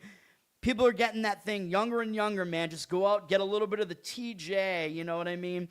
It's like a routine thing at this point. Oh, yeah, my arm's a little bit fucked up. Let's go get the little TJ there. Now my elbow's going to look like I don't know, a bird's beak or something, like Max Scherzer. I don't know, man. Prelip is a lefty. He's 6'2", 210, pretty big. He only has like a 3-pitch mix. I looked him up. He's got a fastball, slider, and changeup is basically what he throws, which seems like more of a relief type of arsenal to me. Like, I don't know if he's going to wind up being more of a relief pitcher. They're testing him out as a starter. We don't know how deep he's going to be able to go in this game. Now, his fastball is pretty good, supposedly. It's mid to high 90s. Obviously, his off-speed stuff needs to be a good change from that. You know what I mean? With the whatever I said he throws. I think I said a slider and a change, I think is what it is. Obviously, he's going to need that stuff to be like hard to pick up, and I think that is the case. I think he has kind of a short arm motion that does make it difficult to determine what pitch he's throwing at you at any given time. So I think that's how he is able to succeed, so the hitters don't know when the off-speed stuff is coming. Now, obviously, he has the advantage here of not having been seen before, and he's getting a nice offense to face in his Major League debut. He's getting to face an extremely weak Mets offense here right now, even though, yes, the Mets do have some talent in that offense still, but these young pitchers, like I say, it's a little bit of an advantage when they haven't been seen before by the opposing hitters. Clay Holmes is pitching for the Mets. He has good numbers this year, but I don't think he's that good. 1.96 ERA, 1.09 whip. Yeah, I mean, you can't really disagree with those stats too much, but 16-9 strikeout walk ratio, that does not get me excited. 23 innings pitched, 16 hits allowed. That's good. He's not allowing many hits, but the walk number's a bit high. He's not a strikeout guy, but again, we know how he thrives. It's the ground balls. He induces a ton of ground balls, which, again, that always throws me off because guys that do that will get guys to hit into double plays and shit like that, and it'll skew their numbers and make their numbers better than you think they should be. So that's what Holmes has going on here. He's been pretty much fine this year, though, I guess we could say. His numbers are not bad against Minnesota, really. They only have 18 at-bats against him, but the walks are still a concern there. 6-5 strikeout walk ratio, that's not good. 222 batting average allowed is good. 780 OPS is not that good. Josh Bell has a double off him, and Matt Wallner has a triple off him. It's hard to gauge what we're going to get in this game, man. The Mets are probably too heavy of a favorite, though. They're at minus 155 here, and the money is pouring in on Minnesota on this Prelip guy here. 55% of tickets. It sounds like prelims. We're in the prelims right now, man. 55% of tickets, 75% of the cash on Minnesota. Money looks like it is hitting Minnesota. Obviously, I think if you want to play Minnesota here, I think you got to exclude the bullpens, though. I would go first 5 Minnesota in this one if I was going to do it that way. And you know what? I probably do actually slightly lean that way. I know I've been leaning towards the Mets every game recently, basically. And now the one time that I'm going to lean against the Mets, they're probably going to win, right? But like I said, I think the Mets, full game, they have a better opportunity to win this thing because their bullpen is definitely better. So if you're going to go Minnesota here, you want to focus on just the starting pitching matchup here. A little bit of a risk with Prelip because we don't know what we're going to get out of him. But, yeah, that's the way that I would lean in that game is probably Minnesota first 5 innings, getting a decent underdog price there. All right, I'm going to take a break. I'll be back. We're going to do the last 5 baseball games, and then I do have a hockey play and a basketball play. And I already gave out the one baseball play. Being very selective here today, man, I think, hopefully. So for those who missed it, Seattle split bet run line, money line. I know it's a very juicy favorite there, but I like a lot of things about Seattle in that one. Pitching across the board, matchup-wise, All right, I'll be right back. I'm going to zoom out a little bit on this first so we can just look at the you can look at the most of the baseball market while I leave for 2 seconds. I can't even fit it on here. Probably you can't even see it now because it's too small, but whatever. All right.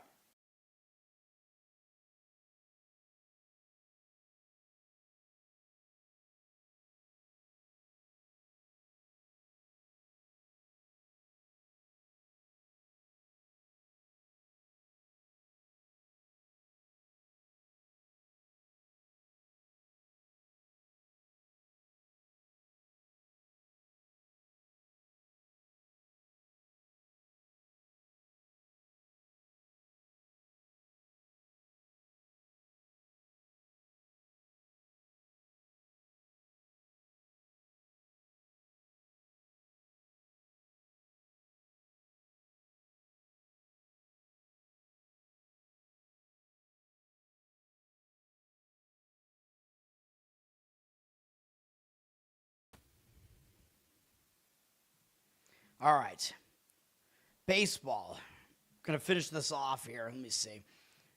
Couple other interesting games here. Philadelphia and Chicago Cubs. This is a good matchup, I think. It's a good game. I don't know about the matchup actually doesn't look very good, but the game might be good. Philadelphia's lost a ton of games in a row, though. Philadelphia, not like the Mets at least, but they've lost whatever this is, 7, 8 games in a row. Potentially on the verge of getting swept by the Cubs. I think this series continues tomorrow, though. It does. So these teams do play tomorrow as well, but obviously the Cubs have won both games in the series so far. Bullpen-wise, Philadelphia, I think, has probably the lesser bullpen. They also used 5 relief pitchers yesterday, although Keller only pitched for 3 pitches. Not Mitch Keller, Brad Keller. Cubs, let me see. Cubs only use 3, so the Cubs have a bit more rest in their bullpen here. Their bullpen is starting to pitch pretty well as well. The Cubs are 11th in whip right now. They were decent last year, too. Phillies, not as good. They're at 14th in whip. Their ERA is definitely worse, though. And the Phillies were the lesser bullpen last year. Phillies have less rest there. So, yeah, I'm going to give the Cubs a bullpen edge here. Cubs also are up to 4th in offensive OPS. So the Cubs have started to hit, which definitely they have the ability to. I think the Phillies have the ability to as well, given who's in their lineup, but their offense has been massively struggling. What else is new? These teams that are not playing well right now, I still think Seattle, Philly, Red Sox, Mets, I still think those offenses are a lot better than what we've seen so far, though. But, yeah, the Phillies are 25th right now in offensive OPS. I'm going to give the Cubs an offensive edge, although I don't think it's as extreme as people might think. But the starting pitching, this looks really bad for Philadelphia. Like, this is not what you want when you're trying to break a losing streak. The Phillies are going with Kyle Backus is listed as their starting pitcher here. Backus, is he the, what is he, the god of wine? I forget. But this looks bad. This looks like it's actually a bullpen game for Philadelphia here because Backus is in their bullpen. He's probably only going to pitch 1-2 innings here. I don't even know what's going to happen. So you're going to get a Phillies bullpen game here. I would stay away from that. Sometimes managers know how to manage the bullpen game, and it will throw hitters off because they have to face a bunch of different pitchers in quick succession. But you can't do that with a mediocre bullpen like this and, a bullpen that's not really rested either. I don't know what we're doing here. Backus, he hasn't pitched more than 1 2/3 innings in any of his outings this season so far. He actually pitched 2 days ago in this series. So, you're not going to get that many innings out of him here. 9-1 strikeout walk ratio he's had so far is fine, but whatever. He's got a 5.4 ERA, 1.2 whip out of the bullpen. The ERA probably should be a little bit lower than it is, but I don't think we really need to go much into this because he's only going to pitch, like I said, 1 to 2 innings here. Cubs do have 11 at-bats against him, 273 average, 818 OPS. I don't think it matters what the numbers are. I just don't. Maybe I'm too old school, too, but I don't like what I see here. A bullpen game coming out of Philadelphia here. Matthew Boyd is listed as the starter for the Cubs, and he's coming off an injury. So I don't know what we're going to get out of him, man. He had a really rough outing in his opener against the Washington Nationals, gave up 6 earned runs in that first start of the season. But he pitched better in the second start against Anaheim and held them to 1 earned run in 5 2/3. However, he got hurt. But if you look at his overall numbers, they're actually quite good this season. 17 strikeouts in 9 1/3 innings. A lot of strikeouts, only 3 walks, 8 hits allowed. His command numbers were there, man, but I don't know if he was throwing too hard because that's a lot of strikeouts. Whatever it was, he got hurt. He's coming back. Now, he is a veteran, so when veterans come back from injury, they've gone through the minor league rehab process. They're used to it. Like a guy who's 35, who's been around for so long, he's not going to be thrown off by coming back from injury. You know what I mean? Because I do talk about how pitchers are creatures of habit and they like to pitch on schedule and whatever. But veterans like this, a lot of times they'll be excited to get back from injury, and a lot of times they'll be a little bit undervalued coming back from injury because it's like, oh, this guy's a question mark. We don't know how he's going to look. His 6.75 ERA this year, obviously, I already explained what happened there. He just got hit a little bit by Washington, but he has a 1.18 whip, indicating that his ERA should be a lot lower, and his strikeout walk ratio indicates that as well. I did have questions about Boyd last year, though, because his career, I I don't know, his career numbers were never really this good. And then all of a sudden, he looked really good for Cleveland, had a shortened season in 2024, and then the Cubs picked him up, and he had like the best season of his career last year with the Cubs when he was 34, and you just usually don't see that. So I don't know, man.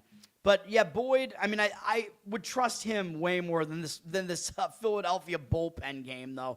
Boyd against Philly, he does have pretty good numbers in 27 at bats. 6-3 strikeout walk ratio is not great, but 222 batting average allowed, 559 OPS. There's nothing that I see here that worries me, really. It's possible he doesn't bounce back right away from coming back from injury, but I just don't see how you could play Philly here, man. I don't. The money is coming in on the Cubs. They're at minus 165 in this battle of lefties, if you even want to call it that, because Backus will be out of the game probably by the third inning at most. 53% of the tickets, 80% of the cash on the Cubs. The money is hitting the Cubs here.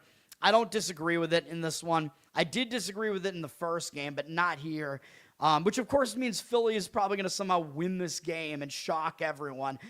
I would be pretty shocked, but it might happen.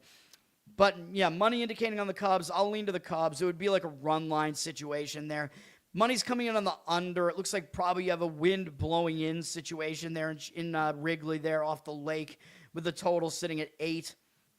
But, yeah, I think it's Cubs or pass in that game, really, though. And, again, it's like make your own -1 run line type of thing there. Pittsburgh at Texas. I thought Texas was in a bad spot yesterday, man. They were returning home from a long road trip, and I did not wind up giving it out as a play. The starting pitching did wind up being what was originally listed. It was Mlodzinski against Kumar Rocker, and Texas actually wound up winning the game. So luckily, I did not wind up going with that one. So now Texas is off to a 1-0 start in the series here. So maybe Pittsburgh could be in bounce back mode here. Maybe Texas has a little bit of a delayed letdown here. Bullpen usage yesterday. Texas used 3 relief pitchers. They didn't use anybody the day before that, too, so they're pretty rested here. Pittsburgh also was off the day before that, but they used 3 relief pitchers yesterday. Texas, I think, does have the better bullpen. They're 7th right now in bullpen whip. They were good last year. Their pitching coaching seems like it's the best in baseball, so yeah, Texas's bullpen, you can pretty much trust them. They have one of the best bullpen ERAs as well. I think they might be second best in bullpen ERA. Pittsburgh not been as good. They're 17th. Their whip kind of indicates that their ERA is a little bit misleadingly low out of the bullpen right now too. Texas does have the better bullpen. Pittsburgh has had the better offense here. They're 7th right now in OPS. Texas 11th. I think both offenses might take a little bit of a step back here, but I'll probably agree Pittsburgh is the better offense here. Starting pitching is interesting because both of these starting pitchers have a lot of upside here. They're both still pretty young and have good stuff. Braxton Ashcraft is pitching for the Pirates. Good numbers this year. 2.38 ERA, 1.06 whip. 27 strikeouts so far in 22 2/3 innings. 7 walks, 17 hits allowed.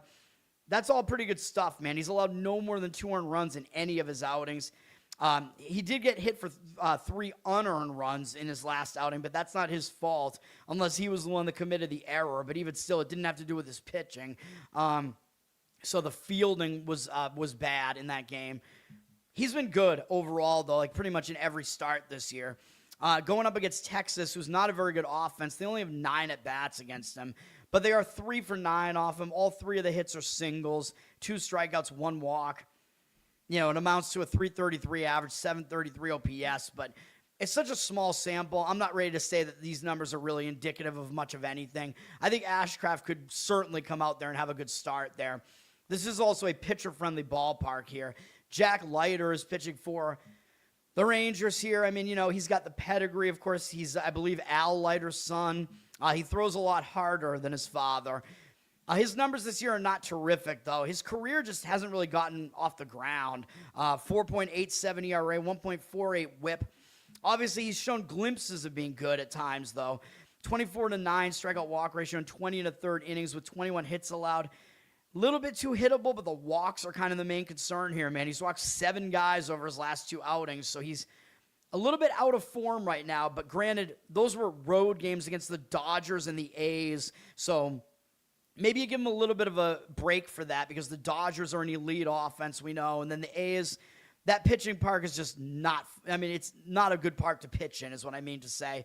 But Leiter did throw over 100 pitches for the first time this season in that game, so that's maybe a little bit of a concern there. Does have good strikeout stuff, though. Will he do well against Pittsburgh? I don't know, man. He only has 11 at-bats against them, so they're not too familiar with him, but his numbers against them aren't good. 1 strikeout, 2 walks, 364 batting average allowed, 1,007 OPS. It's such a small sample size. You don't want to put that much stock into that either, just like I said with Ashcraft. I'm going to lean Pittsburgh, though. The money is coming in on Pittsburgh. I think they'll get it done this time. Maybe a bounce back from yesterday's game. They're a reasonable price at minus 110, 60% of tickets, 71% of the cash on them. Ashcraft is just in the better form right now. I'll lean that way. The money's also coming out on the under for what that's worth. 54% of tickets on the over, 89% of the cash on the under. The total is sitting in no man's land there at 8. I'm not going to disagree with an under. I think both starting pitchers could pitch well here and get you there. It's a pitcher-friendly park. We're looking at offenses that I think have overperformed a little bit. And Texas's bullpen is definitely good. Pittsburgh, probably not awful. So, I probably would not limit it to first 5, although you could if you want. But I don't know. Full game under kind of makes some sense to me in that game. But Pittsburgh, probably my preference. And then under, I don't hate in that game either. San Diego at Colorado. Colorado lost yesterday 1-0 in Coors Field, 1-0. What are we doing here, man? Are these offenses that bad that it was a 1-0 game in Coors Field yesterday? That seems a little bit ridiculous to me. Probably will get some more runs in this one, but San Diego's bullpen is elite, and they're very well rested right now, too. They used 2 relief pitchers yesterday and didn't use them that much. Their bullpen is in good shape here. Colorado used 3. San Diego, I think they have the best bullpen in baseball, as I keep saying. Obviously, we know they have Mason Miller and whatever, but they have the second best whip and the best ERA. So, San Diego, or second best ERA, behind Texas, actually. But, I think San Diego's is the best bullpen, though.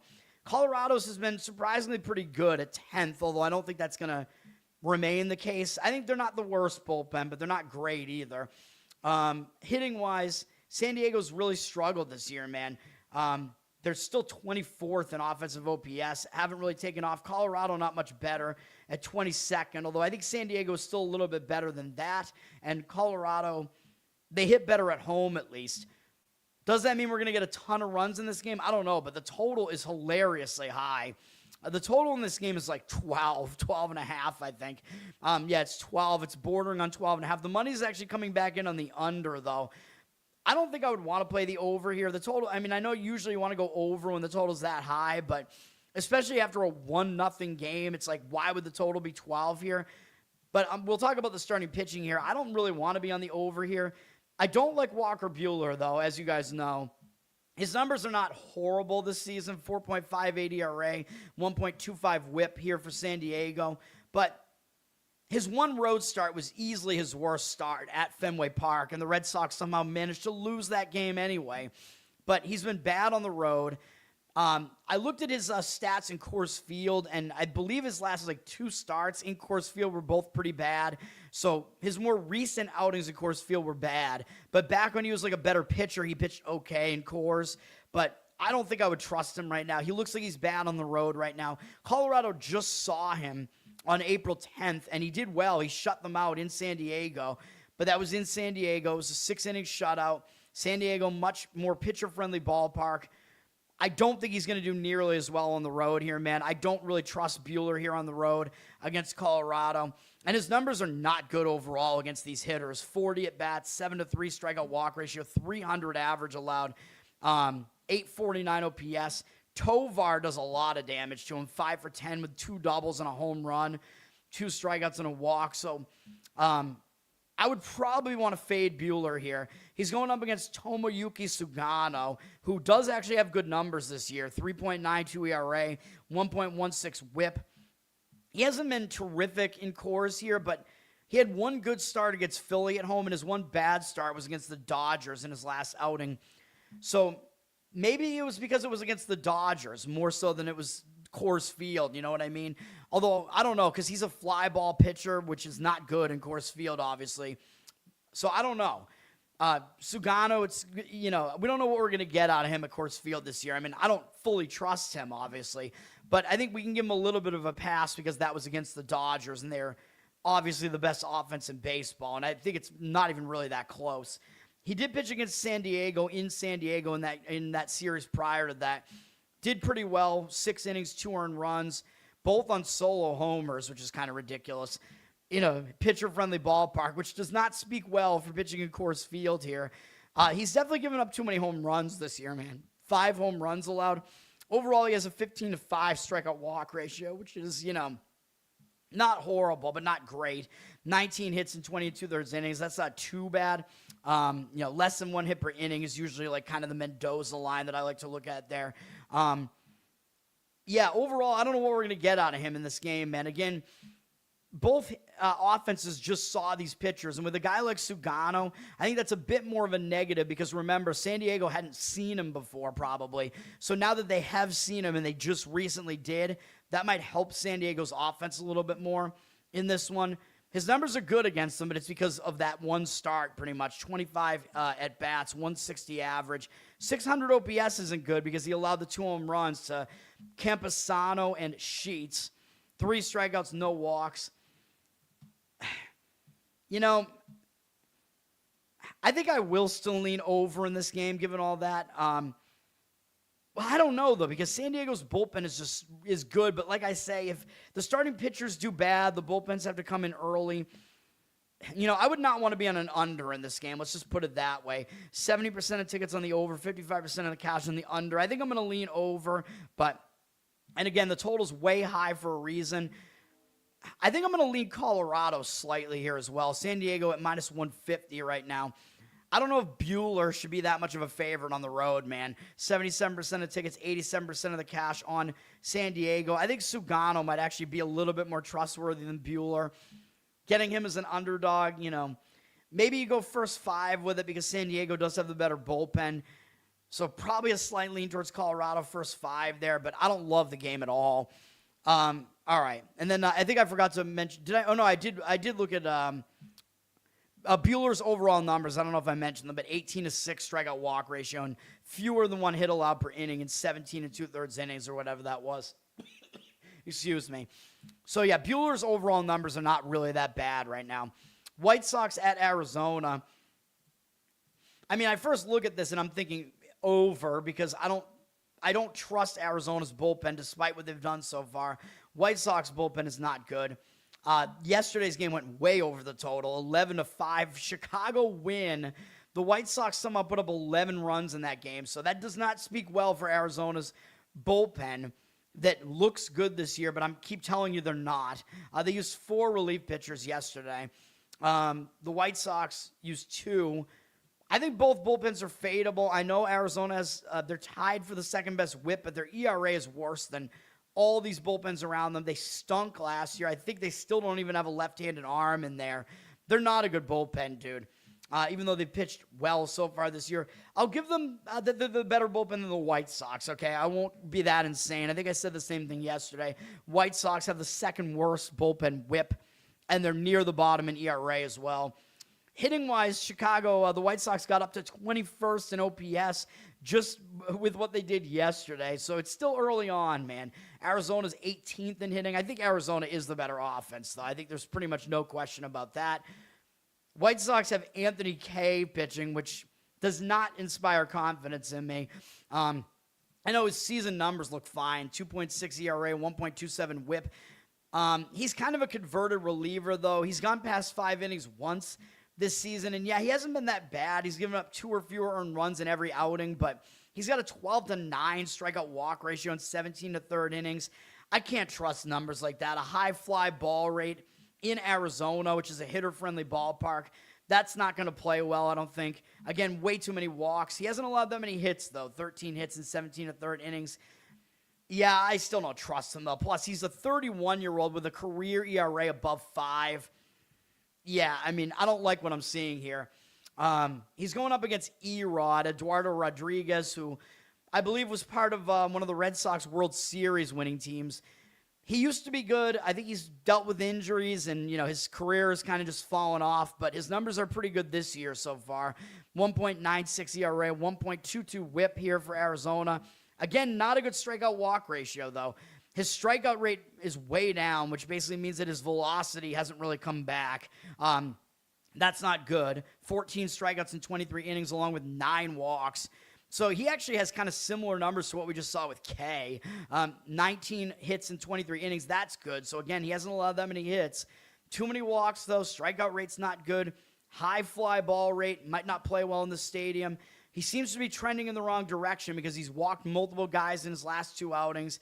Got beat up a bit by Baltimore, which was on the road. He's been better. His one home start was his best start of the season against the Braves. They lost 2-0, but he shut them out for 7 innings. That's a decent sign that he pitched well at home, but I just don't know, man. What did his splits look like last year? Let me see.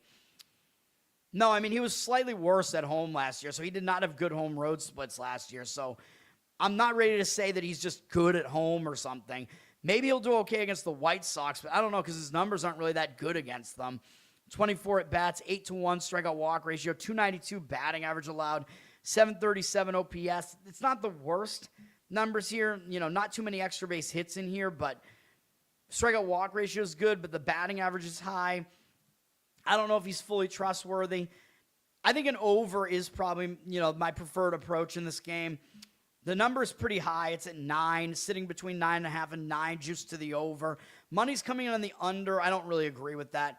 70% of tickets on the over, 75% of the cash on the under. I think I would play it over. I would try to get the 9 if you're actually going to do that. Go up to about minus 120 to get it over 9 so you don't have to lay the hook with the 9.5, which means that you're going to need an extra run there, which, of course, that 9 is the key number because it breaks the 4-4 tie. The odd numbers are all key. Arizona's a minus 150 favorite, by the way, and they're insanely public. 92% of the tickets and only 90% of the cash on them. So it looks like the money is fading the Diamondbacks here and taking the White Sox.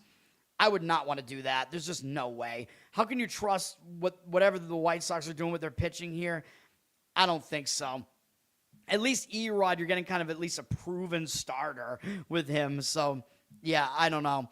And I think Arizona does have a slightly better bullpen and offense. So, yeah, I would not play the White Sox there.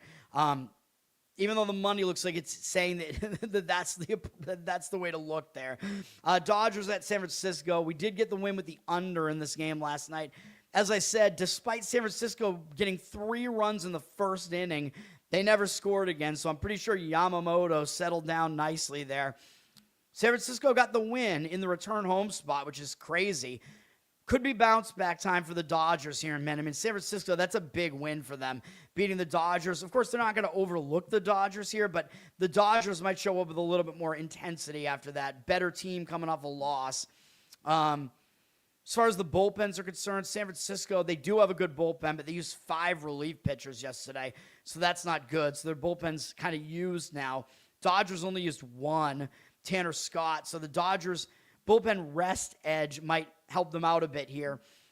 They're tied in whip with San Francisco around 8th, 9th, but San Francisco does have the better ERA out of the bullpen. I do think they have the better bullpen, but the Dodgers bullpen looks improved this year, and with the rest here, I think the bullpens are pretty much a wash here, maybe even a slight edge to the Dodgers just because of the rest.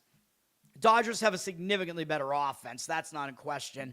Again, number 1 in offense, and it's by a gigantic margin. I mean, look at their OPS. Their OPS is 856, and Houston is second at 790.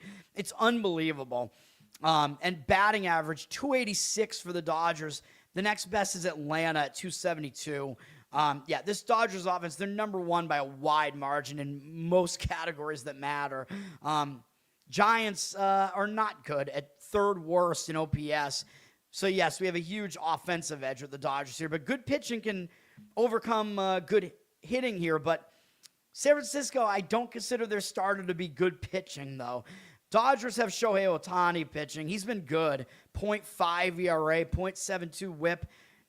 I mean, we know he's Mr. Baseball, basically. He's a really good hitter and a really good pitcher. He's got a good ground ball rate this year, more ground balls than fly balls, 18-6 strikeout walk ratio, 7 hits allowed in 18 innings over 3 starts. Yeah, he's been good. He's allowed 1 earned run all season. It was hilariously to the Mets, who can't hit, but he still got a win in that one and struck out 10 in that game. Yeah, I mean, obviously, he's in good form right now. He's good. We know all this. Against San Francisco's hitters, which ESPN is actually giving me the hitters right now because they're listing him as a starting pitcher. Thank you, ESPN. 51 at bats. He's held him to a 176 batting average and 550 OPS, 18-4 strikeout walk ratio. That's all good. He pretty much dominates San Francisco when he faces them in a decent-sized sample. Tyler Mahle is pitching for the Giants. He was decent last year for Texas, but man, it seems like Texas, they get the most out of all their pitchers because even though San Francisco, they're known for their good pitching recently as well, not from this guy. 7.23 ERA, 1.93 whip. That's some bad stuff. And he's had 3 of his starts at home this year too, so not a good sign, man. This is where it's more pitcher-friendly. He got blasted by the Mets in his worst home start. That's not good. 21-12 strikeout walk ratio overall. That's bad, although his ground ball rate is pretty good. That's way too many walks and too many hits on top of that. 24 hits in 18 2/3 innings. None of this is good. Now, he is coming off his worst start of the season at Cincinnati. It's a hitter-friendly ballpark, a pitching nightmare there. He had 5 walks and 4 home runs allowed in that game and 8 hits and allowed only 8 runs in the game. Which you would have expected it to be more given all those other numbers. I don't think we could trust Mahle here right now, man. Against the Dodgers, his numbers are not horrible, but they're not good. In 71 at bats, 16-8 strikeout walk ratio, 268 batting average allowed, 792 OPS. Not exactly great, not the worst that I've seen, but yeah, I mean, I think the Dodgers are probably the right side here, but also I don't think you could lay minus 205 either. Like, I think they're going to win the game. 97% of tickets, 99% of the cash on the Dodgers. How do we want to approach this, though? We think the Dodgers do have a starting pitching edge. They have a bullpen rest edge. Their bullpen is not really that bad. Their hitting is a huge advantage. I don't think you can lay minus 205 money line, though, on the road, man. Total is low. It's 7.5, which is kind of crazy. I don't know. I really don't know what the best approach is. I mean, San Francisco under their team total kind of makes some sense, but you're really going to need San Francisco to score very few runs here. Like, you're probably going to need them to be held to 2 runs in the game, probably, if you do that. You go Dodgers over their team total and need them to score probably 4 or so, maybe more than 4, which isn't horrible. Yeah, I don't know, man. I don't know what the best approach is here. A Dodgers... This might be a rare situation where a Dodger run line might actually make sense here. But the total is so low, and baseball is such a low-scoring sport, I would worry about that quite a bit. So I don't know, man. But, yeah, I think the Dodgers do probably win this game. I mean, maybe... I hate parlays, but if you want to moneyline parlay them, maybe. But the Dodgers are also really public. 97% of tickets, 99% of the cash. I don't buy that number, but... Yeah, I mean, I just don't see the Dodgers losing that game. I don't. All right. NHL, we got some playoffs here. I'm going to have a play in one of the games, which I think is the first game up. All these games are on TNT, True TV, HBO Max, or TBS. So, the Turner networks are what's the word I'm looking for? Airing all these games here. Pittsburgh at Philadelphia. This is going to be a best bet. Let's do it.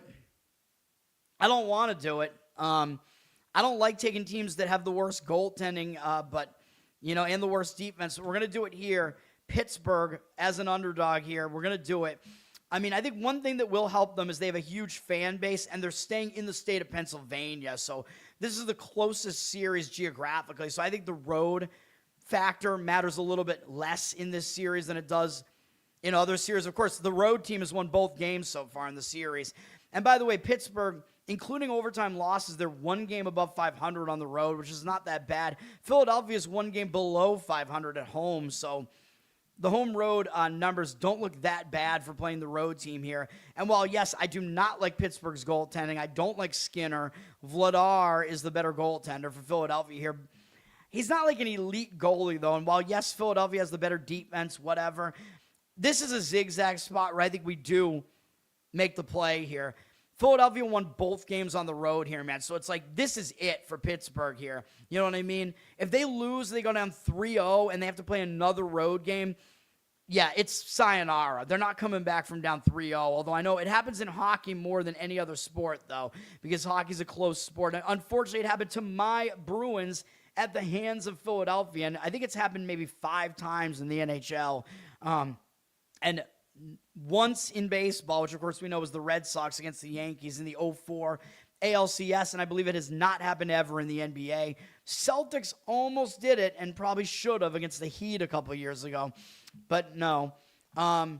Anyway, yeah, Pittsburgh, you're going to get an extreme amount of motivation from them, whereas Philadelphia, they just won both games in Pittsburgh, man. So I think Philadelphia, it might be a spot where maybe there is like a little bit of an emotional let up here. This is why the zigzag works. Pittsburgh's going to have the adjustments to make here. The result in the second game was really bad for Pittsburgh, 3-0, whereas the first game was really competitive, really close. But if you look at this 3-0 result here in the last game, it was kind of misleading, dude. It was 1-0 until Philadelphia scored a shorthanded goal, which is a rarity, and then there was an empty net goal at the end of the game. So this game was definitely closer than the score makes it look. Pittsburgh did have more shots in the game, although Philadelphia was expectedly the more physical team, more hits, more face-offs won, which is the concern that, yes, that's why I picked Philadelphia in my bracket to win the series, because I think they're the better team defensively, physically, goaltending. That matters in the playoffs, but yeah, again, this is a spot play here where I think Pittsburgh does get a game here, and we're getting them as an underdog. We're going to do it. I think they have the adjustments that they can make here. Again, I don't want to repeat myself, but yeah, the money is also agreeing with me here. Philadelphia's at -117, 61% of tickets on them. Pittsburgh, 52% of the cash on them. Now, I think Philadelphia is actually the slightly better team and maybe should be favored a little bit more heavily than this, because I think the odds makers, they're so aware of the zigzag that I think they're lining this a little bit light on Philadelphia, yet the money is still hitting Pittsburgh here. We're going to do it, you know, in a situation like this. I think as long as you get a little bit of an underdog price, I like it. Basically, it's a pick the winner. We'll do it. Penguins money line is the play there, and hopefully our hockey continues. We're 1-0-1 right now in hockey, in the playoffs, I should say. Dallas at Minnesota goes into game 3 with a split series. This is the type of game where I think, you know, looking towards an under kind of makes a little bit more sense, because you're going to get intensity on the defense out of both teams. The under is getting money in both of these games, by the way. All 3 games are indicating towards the under, by the way. I don't really do much with totals here, especially not unders. But then again, you know, with less rest, I worry about the unders a little bit more because the defenses are a little bit less rested. But you could see a lot of defensive intensity in this one.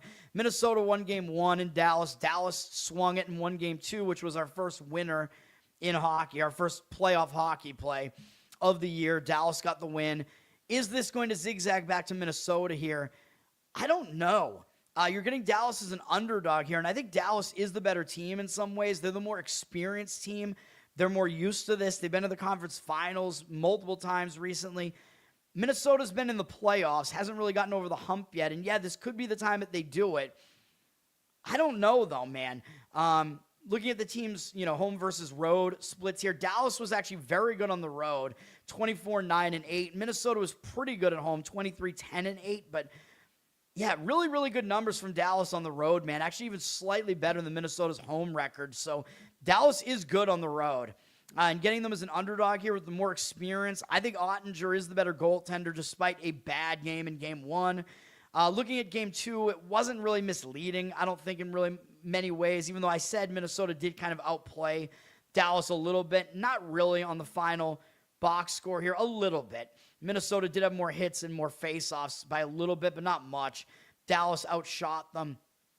Dallas did have an empty net goal at the end of the game, but they were winning by 2 in the third period before that as well.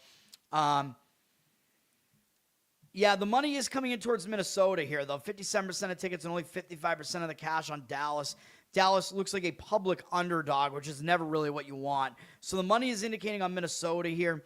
I could see the argument for it that it is the zigzag, although I think I slightly lean towards Dallas at the dog price there. And yes, I know I picked Dallas to win this series in my bracket too, but we're going to get some of these series wrong, man. I mean, hockey is just very hard to predict.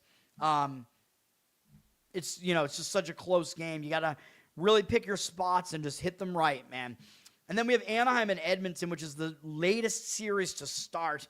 They're only on game 2 here. Anaheim put up a huge fight in game 1, and Edmonton wound up winning 4-3, which might have been an overtime game too.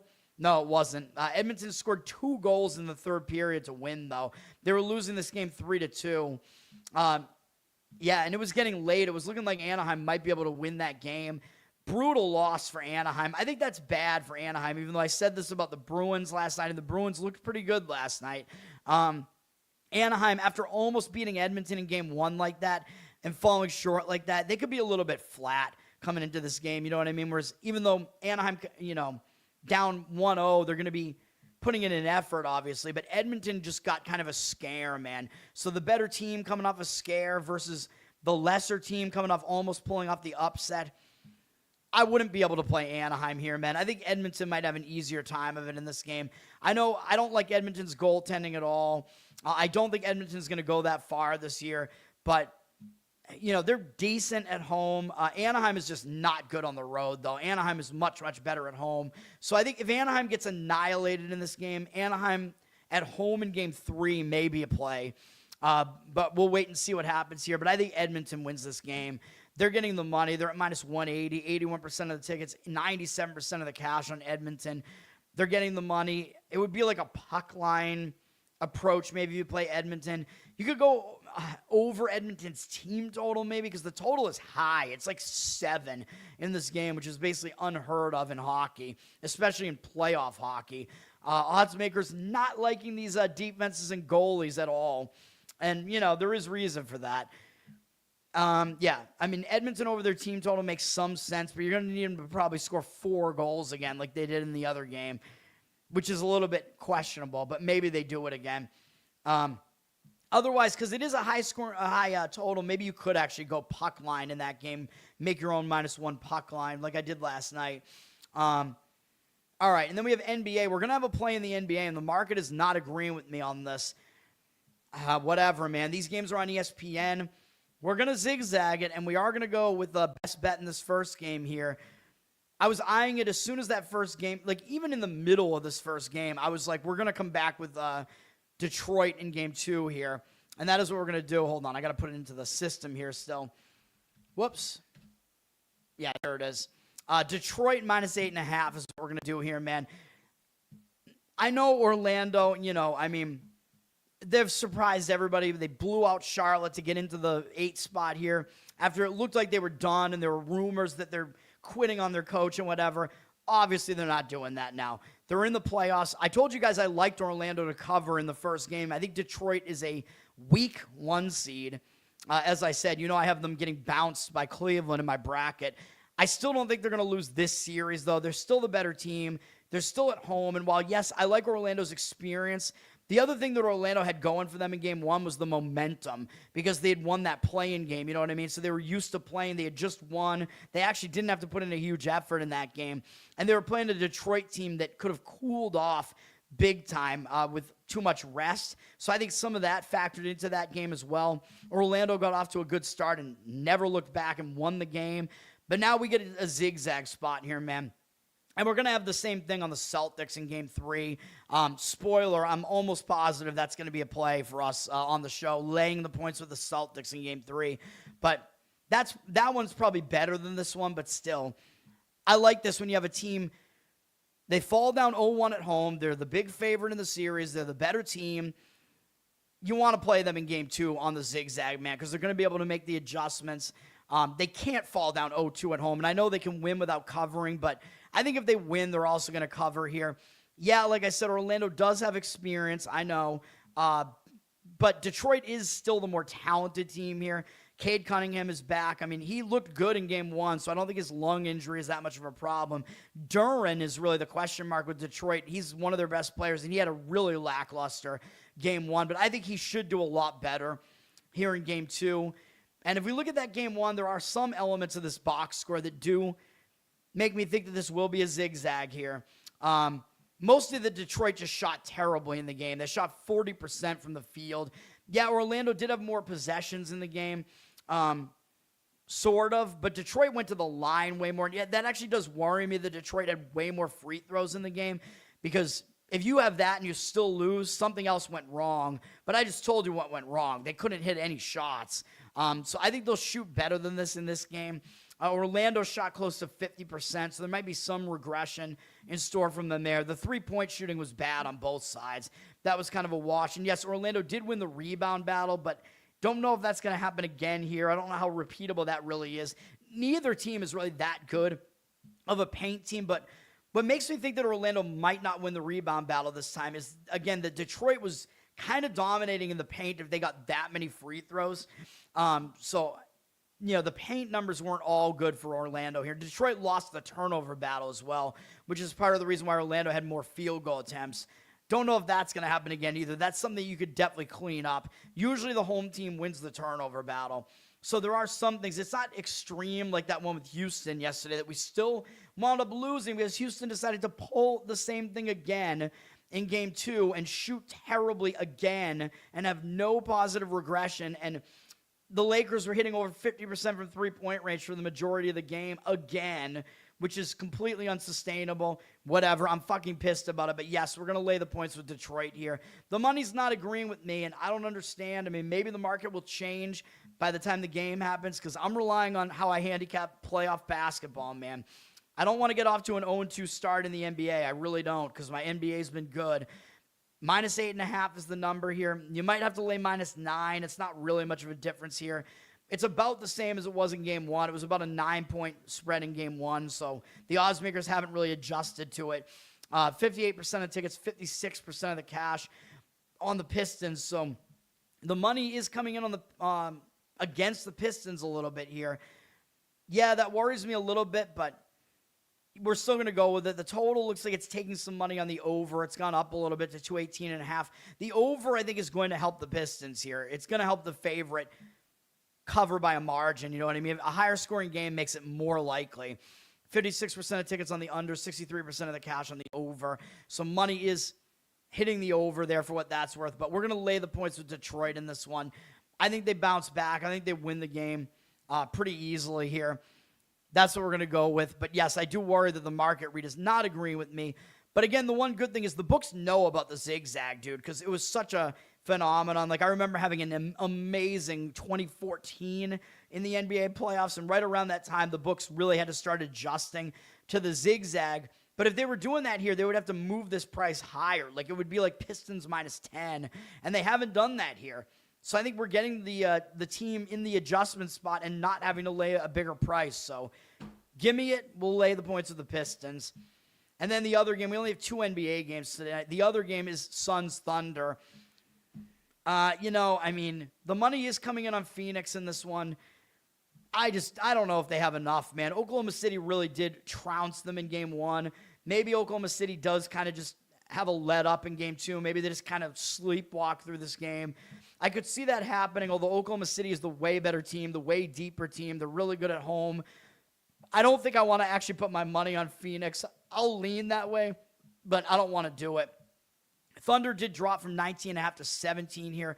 The total's gone up to 215.5, but now money is coming back in on the under. It is the lower of the two totals, which does kind of help if you really want to take the points with the Suns here. If it's lower scoring, it'll help them stay within this number a little bit. Do I think the Thunder are going to lose? No.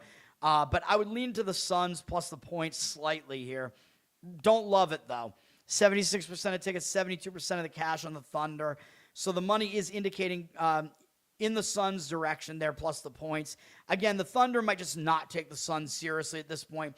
The Suns did beat the Thunder by 30-something points in Oklahoma City in the last regular season game, but Again, the Thunder played none of their players in that game. The Suns, I think, might have mostly played bench players too, but that game's just a complete throwaway. But I think it did have the Thunder more focused in game one of this series, so I handicapped that game. There were factors going both ways there. But the fact that the Thunder won by like 30-something points, yeah, I mean, they might have a little bit of an ease up on the gas here, you know what I mean? Like, they don't need to go all out to win this game. They want to save some of their energy because it's a long playoff run, you know what I mean? So they do not have very much motivation to blow the Suns out again here. You get what I'm saying? They don't want it to be too close for comfort, but they could definitely win this game even by double digits without covering. So, yeah, I'm making what sounds like a stronger case for Phoenix, but it's a light lean for me towards Phoenix. I don't want to do it. That's it, man. Those are the games today. The games, one more time. We're doing a split bet run line, money line on the Mariners in baseball, even though they are a pretty substantial favorite. I like it. I think it's misleading that they have a lesser record. They're actually the better team. They're at home. They have the better starting pitcher. They have the better bullpen, in my opinion. I think their hitting should start hitting better. Yeah, we're going with Seattle. And then NHL playoffs, we got Pittsburgh money line. And NBA, we're laying the points with Detroit in the zigzag. We're zigzagging in both of those. That's gonna do it, man. Learn to Toad on Twitter. Learn to Toad on Instagram. Check it out. Get more people to subscribe here, man. That's what we need. Subscribe, and you get the notifications when I go live. Let's do it, man. By the way, I did talk to Clint as far as because I wanted him to do a bald episode with me. I forget exactly what he said. I think his phone was silent or something. I don't know. He just never got it was because I messaged him on Twitter. He never got the notification for my message. Man, that sucks because it would have been fun to have him on. But he's going to be making fun of me right now because he is a Lakers fan. But I'm telling you right now, even if the Lakers win this series, it's kind of a bullshit win, and they're not going to get past Oklahoma City. So those are my thoughts on that. Anyway, subscribe here. Tell everybody about the show. I appreciate it, everybody. We're on audio as well. The audio numbers have been going up, although I want to get them way, way up, which I don't know how we can do that, but we are on audio, Apple, Spotify. Give me good reviews over there. Tell everybody about it, etc. Put it in your podcast players. Throw it on in the background, whatever you want. That helps me out, but it is monetized, so there are ads over there. Covered in Uke is my Uke channel on YouTube. You can check that out. Haven't kept up with it. I know my Uke playing is just, I don't know, man. Haven't been doing as much of it. I got to think, I'm thinking about maybe just merging into this channel, but I don't really know yet. I got to figure something out, as I keep saying, but I got to get on that. I haven't really fully thought about, how that's going to play out, so I don't know. What else do we have to plug here? Patreon.com/LearnToToad, where I know I'm not really doing much over there right now. I apologize, guys. Losercast, we had an episode last night. Millet, it was my... well, I don't want to spoil it if you guys haven't watched it yet, but he's who I went with for my loser. If you want to vote for my loser. There were some sports aspects to it yesterday, too, though. Like the Mets are in the running for the loser of the week as well. And because they lost every game during the entire week too, so good pick from Leighton. And G-Spot, the Giants podcast that I'm on with Ben Weir, and we had Adam Nutter on for it as well. They're both Giant fans. You can find that. That's on YouTube, I think, at Giants G-Spot. If you go to my link tree that's on Twitter, don't worry, I fixed the color scheme because I realized it was white on white. I don't know how that happened. Linktree must have changed something, but I fixed it. So you can go check out my link tree. Everything's there. The G-Spot Giants podcast is there. We did a little bit of a draft preview. I know the draft starts tomorrow. I don't do draft betting for the NFL, man. I'm going to do an NFL totals special, like I said, season win totals after the draft at some point. That'll be coming up, so subscribe for that, and you'll get the notifications when I go live with that. Otherwise, obviously, I'll be live tomorrow with a shorter baseball card tomorrow and more playoffs to talk about. And I think that's it. Obviously, Mendoza is going to go first in the draft to the Raiders, okay? That's all we know. But other than that, yeah, it's really kind of anybody's guess what happens after that in the draft. I think it'll be interesting to see what happens. That's going to do it. I appreciate it, everybody. Peace.